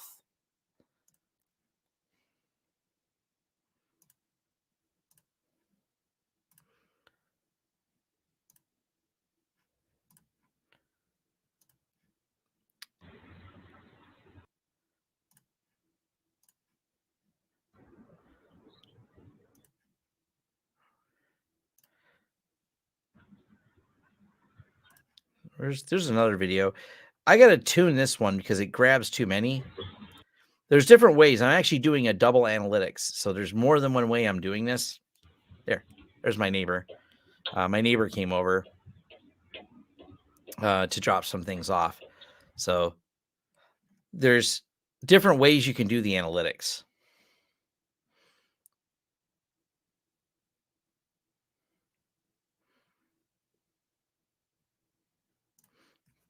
I wish Amcrest cameras here in Canada, all the ones I found are refurbs or stupid expensive. Huh? Blue Iris runs on Windows, and that's my first reason for not using it. People always ask me about Blue Iris, and if you want to use it, go ahead.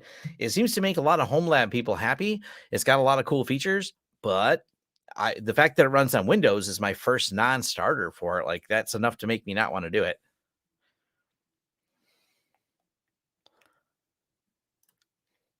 Too much bourbon is the correct answer. I do like bourbon. Should we extract surveillance app and install it on our Linux devices? No, not that I know of. I can't say that there's not some hacker that can do it. I'm saying Tom has not done it, and Tom is not going to try doing it. Certainly not on my to-do list. What is on my to-do list? Someone asked about this earlier, and where'd it go?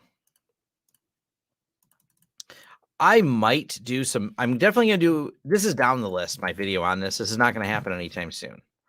But we do use Portainer. Like, we're starting to use it more for things. I like it. It's a fun way to play with things. I do recommend it. There's I'm watching other people's YouTube videos on how to figure this out. Christian Lempa has some good videos on it. He what's his channel? That Digital Life. So he's got some videos on it. It's definitely cool. I've been doing more and more stuff with it just to make sure I understand it better. I actually like the fact that they made it easy to add local or CIFS volumes. I thought this was a really neat feature as well. Being able to just hurry up and spin up an NFS or CIFS volume right inside of here. They've made some of the Docker management really easy with Portainer. I like it quite a bit. You can use UniFi cameras as Synology. It's a terrible idea. It wouldn't work well. There's probably a way to make it work, but it wouldn't work well. Also, not worth it because Synology cameras, the price of a Synology camera is so high, or the price of a UniFi camera is so high, it doesn't really justify it. So I wouldn't do it. Yeah, Techno Tim also has great videos on Portainer. I've watched Techno Tim video and I've watched That Digital Life. Between the two of them, they're better people than me because they use it more than me. But does it work? Yeah, it works really well. I don't know if this is really video worthy, but we'll talk about it at least. I'll bring it over here. I use another tool, and that's why you see it in Portainer over there, was Fresh RSS. But I've been playing with this a lot more. Fresh RSS is really nice, and I may make my feeds public because there's nothing, they're just news feeds, news aggregators. But if people want to know, like, where does Tom acquire his news information and how do you keep track of all the news? RSS is the answer. And I recently started using Fresh RSS and I really like it. I'd gotten away from using an RSS reader, but man, Fresh RSS, once I set it up, I'm like, oh, this is nice. I like this a lot. So I started using it, started keeping track of things with it. And I only started using it about maybe a week, 2 weeks ago, but I really like it. It's just been kind of fun to be able to go. Reddit got breached. That's interesting. Uh, Reddit suffered a cyber attack Sunday evening, allowing hackers to access internal business systems and steal internal documents. That sounds like a fun article, right? Hackers breach Reddit. Reddit suffered a cyber attack. But yeah, I like this is one of my ways I track all the news. And when I'm done, I just mark it all red. But if I need to search and find something later, I can quickly search, and I keep so many articles indexed. I mark them maybe as favorites temporarily to read later. Organizing and aggregating information is a pretty challenging thing to do. So it's one of the reasons I like the RSS readers so much. I tried to do Jay's version of Kubernetes, but kept failing. Environment ended up running micro K8s and running Portainer over it. Cool.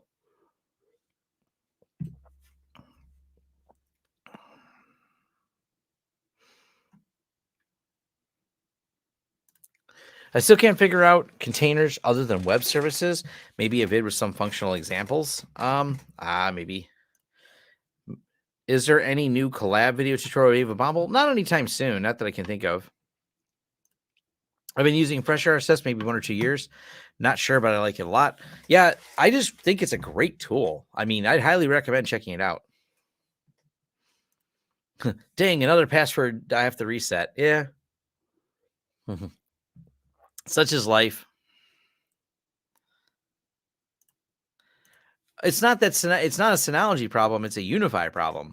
UniFi is not using standards.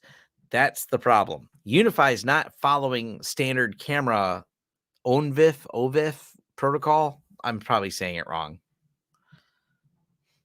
But yeah, the fact that they're not using a standard protocol is where the problem is. To see. Hackers use fake crypto job offers to push info stealing malware. Shocker. What is a genius move that none of the MSPs are using? So I participate in some of these MSP stuff. Sometimes it's just funny to read some of these. Sometimes I reply. I do participate in the community, the managed service provider community. Other times I just face palm in the managed service provider community and move on with my day. So, oh man. Oh, Reddit. Reddit has their own post on it. Share this tab. We had a security incident. Here's what we know. Um, hmm. Hey, good news. First line here. Too long didn't read. Based on our investigation so far, Reddit user passwords and accounts are safe, but on Sunday night Pacific time, Reddit systems were hacked as a result of a sophisticated, highly targeted phishing attempt to gain data from internal documents, code, and some internal business systems. Interesting. So, yeah.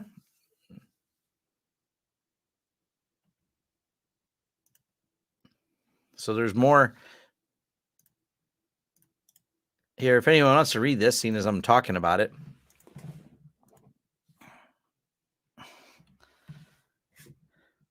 I'll throw a link in there. But yeah, this is I don't know. Maybe if you want me to do a video about it, but if I did a video about it, I'll probably make all my RSS feeds public.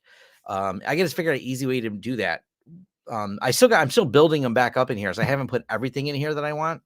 But once I have it all in here, I'll have all my news sites listed, and they're only a fraction of the news sites I usually go through in here. But these are pretty good sites for the things I'm interested in. And the nice thing about doing this, because one of the things you do is I got to finish putting them in here. I got to put all my YouTube subscriptions in here, so I can actually see anything that Jeff released. I actually started following IBM Technology. They have some good videos. Out of nowhere, they came out with these really good videos over at IBM. I'm actually shocked. I like Level 1 Text quite a bit. So whatever Wendell's chatting about. But yeah, having all in one place, you know which ones you read, you go through them, you mark them all read, away you go. Hey, look, it's the article. It's a topic that pisses me off. Google, Microsoft, Chat GPT clones will destroy internet search. Well, no, but maybe. I'm sharing the wrong screen again. Share this tab. There we go. Completely wrong screen.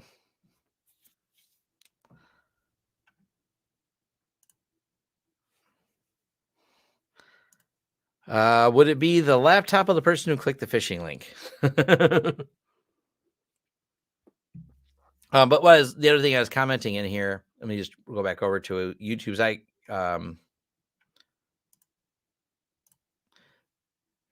But I'll put together maybe all the different places I subscribe to. I have to put more of them in here, but it's all stuff I'm fine with it being public. Like for people who are curious, where does Tom? This question goes up. Where does Tom get his information from? What are the news sites you like to read? In these news sites, and now I'm compiling all in one place again. So yeah, that's going to be a topic for a future video.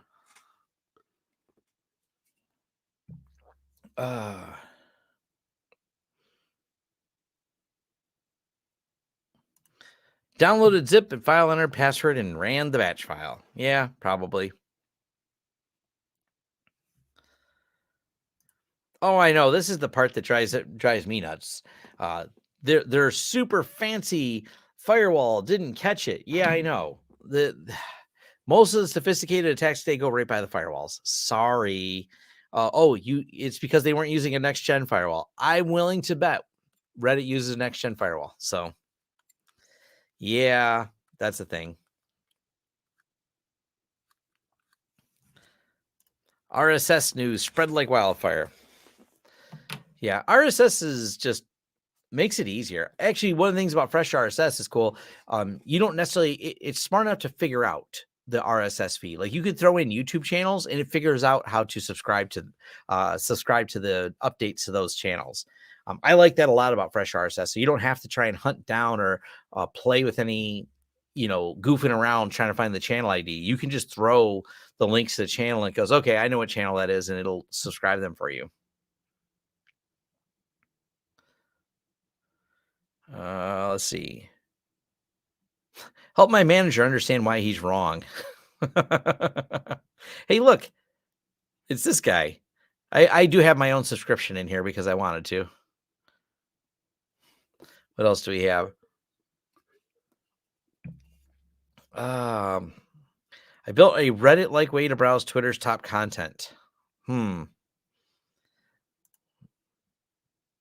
Interesting.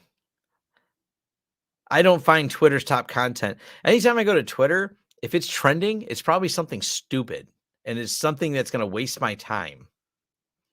I got to admit though, I got caught up in watching a balloon go by. That was there went me making memes for a little while about balloons. I that was funny. I don't think it was good, but it was funny. Hacker develops new screenshot array way to find high value targets. Cool. That's neat. I'm sure that's going to go really well. A new threat actor tracked as TA886 targets organization in the United States and state in Germany. New customer malware performs surveillance and data theft. Ooh, we got those punchy words right there. By the way, ChatGPT could write most of these articles and probably does. If you want to know where ChatGPT is going to have some impact, it's going to be taking some bullet points of an attack that happened and putting a bunch of words together that a bunch of people will want to read. Not Tom. I'm going to find it. Here's how it's going to go. There's going to be a bunch of AI creating lots of words for news, and I'm going to use some other AI to summarize back to some consolidated way of what this, what they were trying to tell me with less words.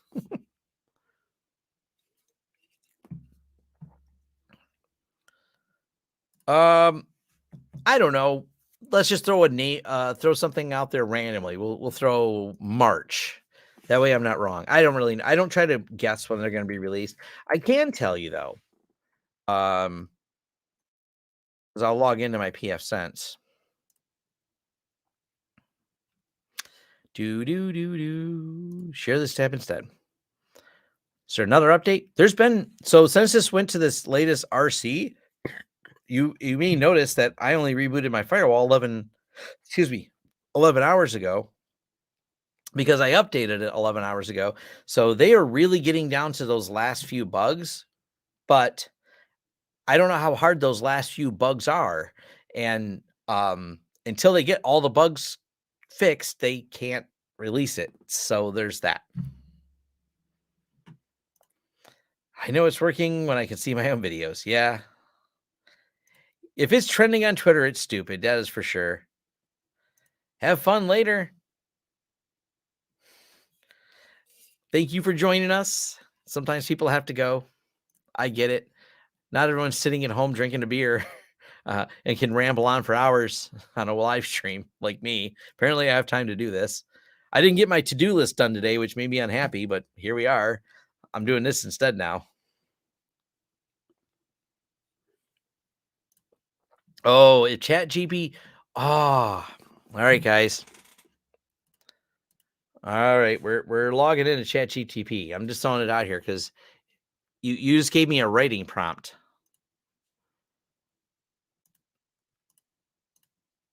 Welcome back. I'm getting logged in. You can't have my ChatGPT.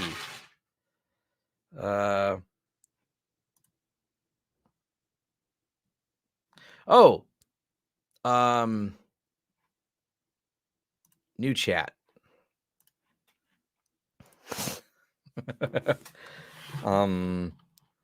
Write a snarky news.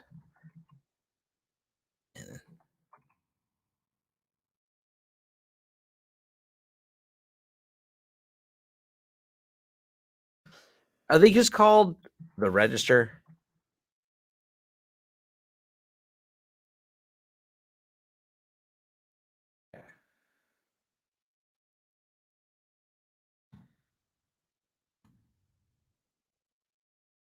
See,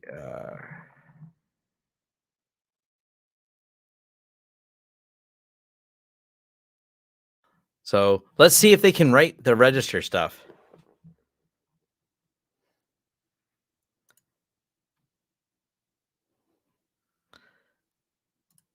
Hold on, I gotta make it bigger, right? Another day, another data breach. Company X falls victim to cyber criminals. Yet another blow to the cybersecurity has been reported. The company X has fallen victim to a devastating data breach. The company, which prides itself on being a leader in industry, has now found itself in the unviable position of having to admit the systems are compromised and its customers' sensitive information is now in the hands of cybercriminals. The breach is said to occur in a vulnerability in the company's network, which is apparently not patched in a timely manner. This raises serious questions about the company's approach to cybersecurity and its commitment to protecting its customer data. Company X has issued a statement claiming that it is taking the matter very seriously, is working closely with law enforcement and cybersecurity to investigate the incident on the of the breach. However, this is unlikely to reassure the millions of customers that are at risk of having their personal information and financial details exposed. One cybersecurity expert who wished to remain anonymous stated that this kind of breach is becoming all too common, highlights the need for companies to take a proactive approach to cybersecurity. The fact that Company X was not able to detect or prevent this attack shows that it's woefully unprepared for the modern threat landscape. The company has advised customers to change their passwords to be vigilant about any suspicion in their accounts. However, this is little more than a band-aid on a solution that does not address the root cause of the problems. In conclusion, this is the latest data breach, serves as a harsh reminder that no company is immune to cyber attacks, that everyone must take cybersecurity seriously and its company X to set up and take responsibility for its shortcomings. Otherwise, it may find itself facing a flood of lawsuits and customers. That is damn good. That sounds like every generic cybersecurity article I have ever read. This is so good. Ah, man. This is so, ah, yeah. This is so good. Like, I wish that was such a good read. I'm not gonna lie. That is like the most generic cybersecurity answer ever. It's so good. It's so generic. It's so relatable because I hate those articles. I do not read those articles. If an article sounds like that, I skip it completely. It's every mainstream media report in the last 10 years. You're right. There's no detail. It's devoid of any helpful information. It does not offer you any actionable information. It's blah, blah, blah. Company got breached. Blah, blah, blah. They should have done better. Blah, blah, blah. They should have patched.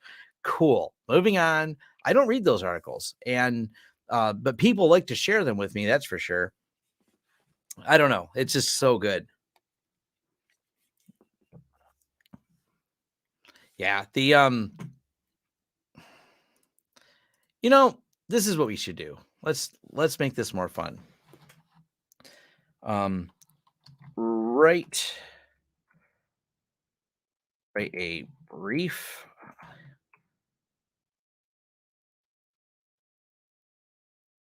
why chat GPT is over. There we go.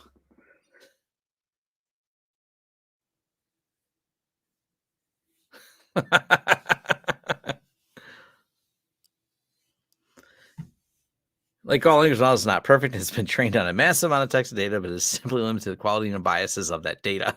There, ChatGPT telling you why ChatGPT sucks. Yes. This is fun. It's not a replacement for human intelligence or creativity. Good. Now it wrote my video for me.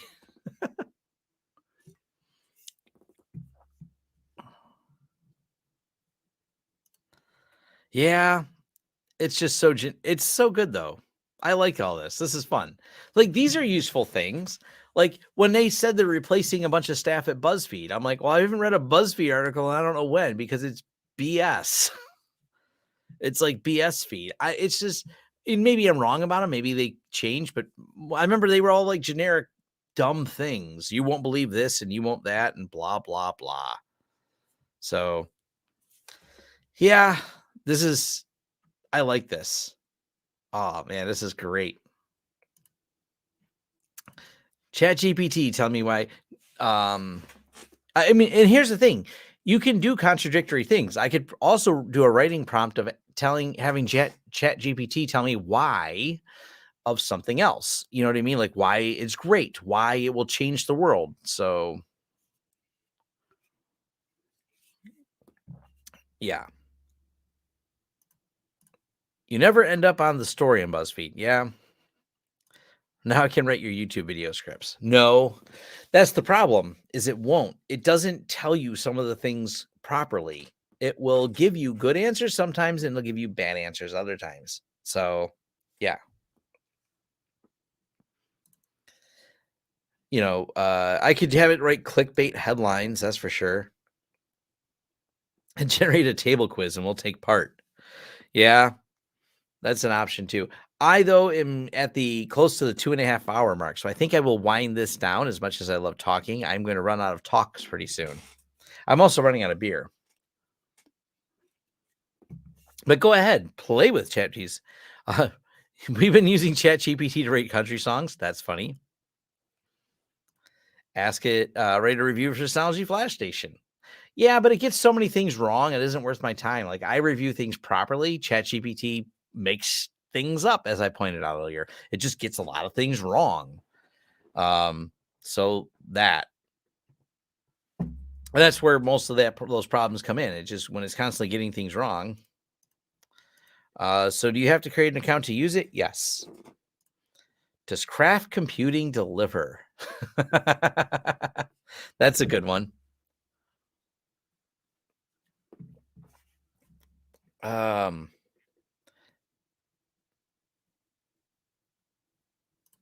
But can we compare and make fun of it? Probably. Send your scripts out to an editor.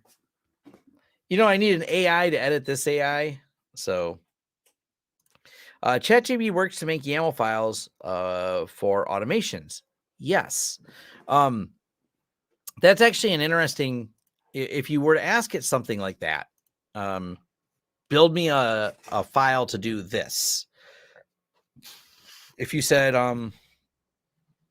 write out a net plan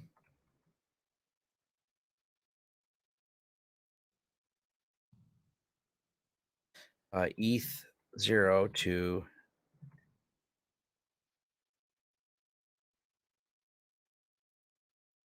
let's stop here. Let's do this.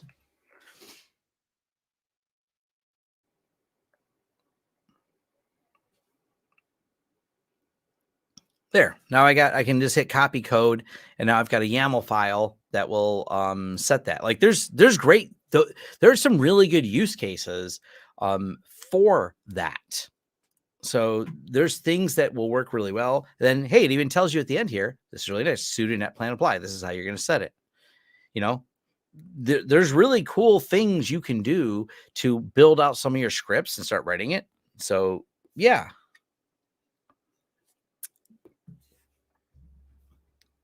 And that's why I brought up that Dave's Garage video earlier. Like Dave's Garage just released that video today. It's great. And he explains the proper way to use it for coding.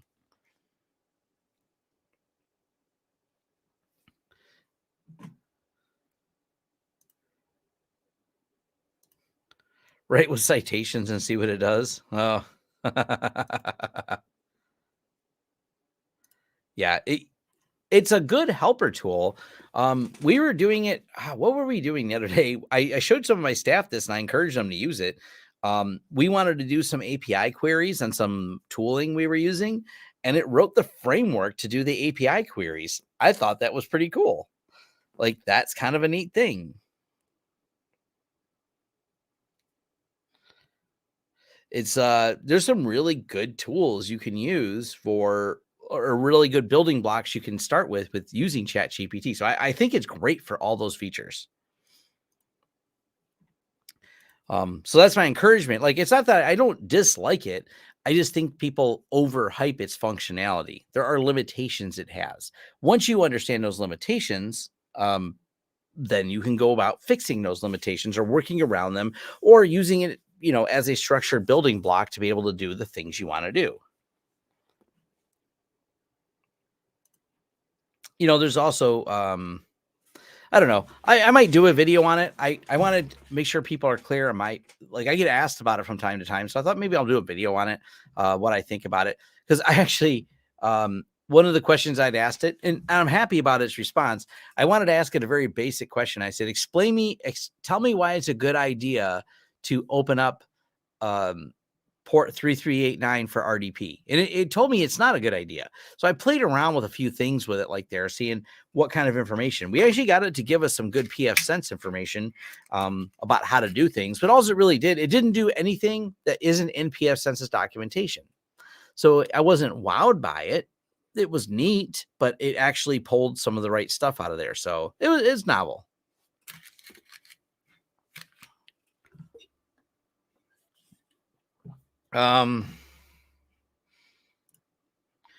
Limitations are the people programming it, like Alexa, Crazy Libs work for Amazon. Yeah. I spent all day reaching PowerShell to delegate mailboxes and forgot about ChatGPT. Yeah. We had it writing PowerShell script at the office the other day. So I think it does a good job of that. Like it can build you good PowerShell framework for something you're trying to figure out.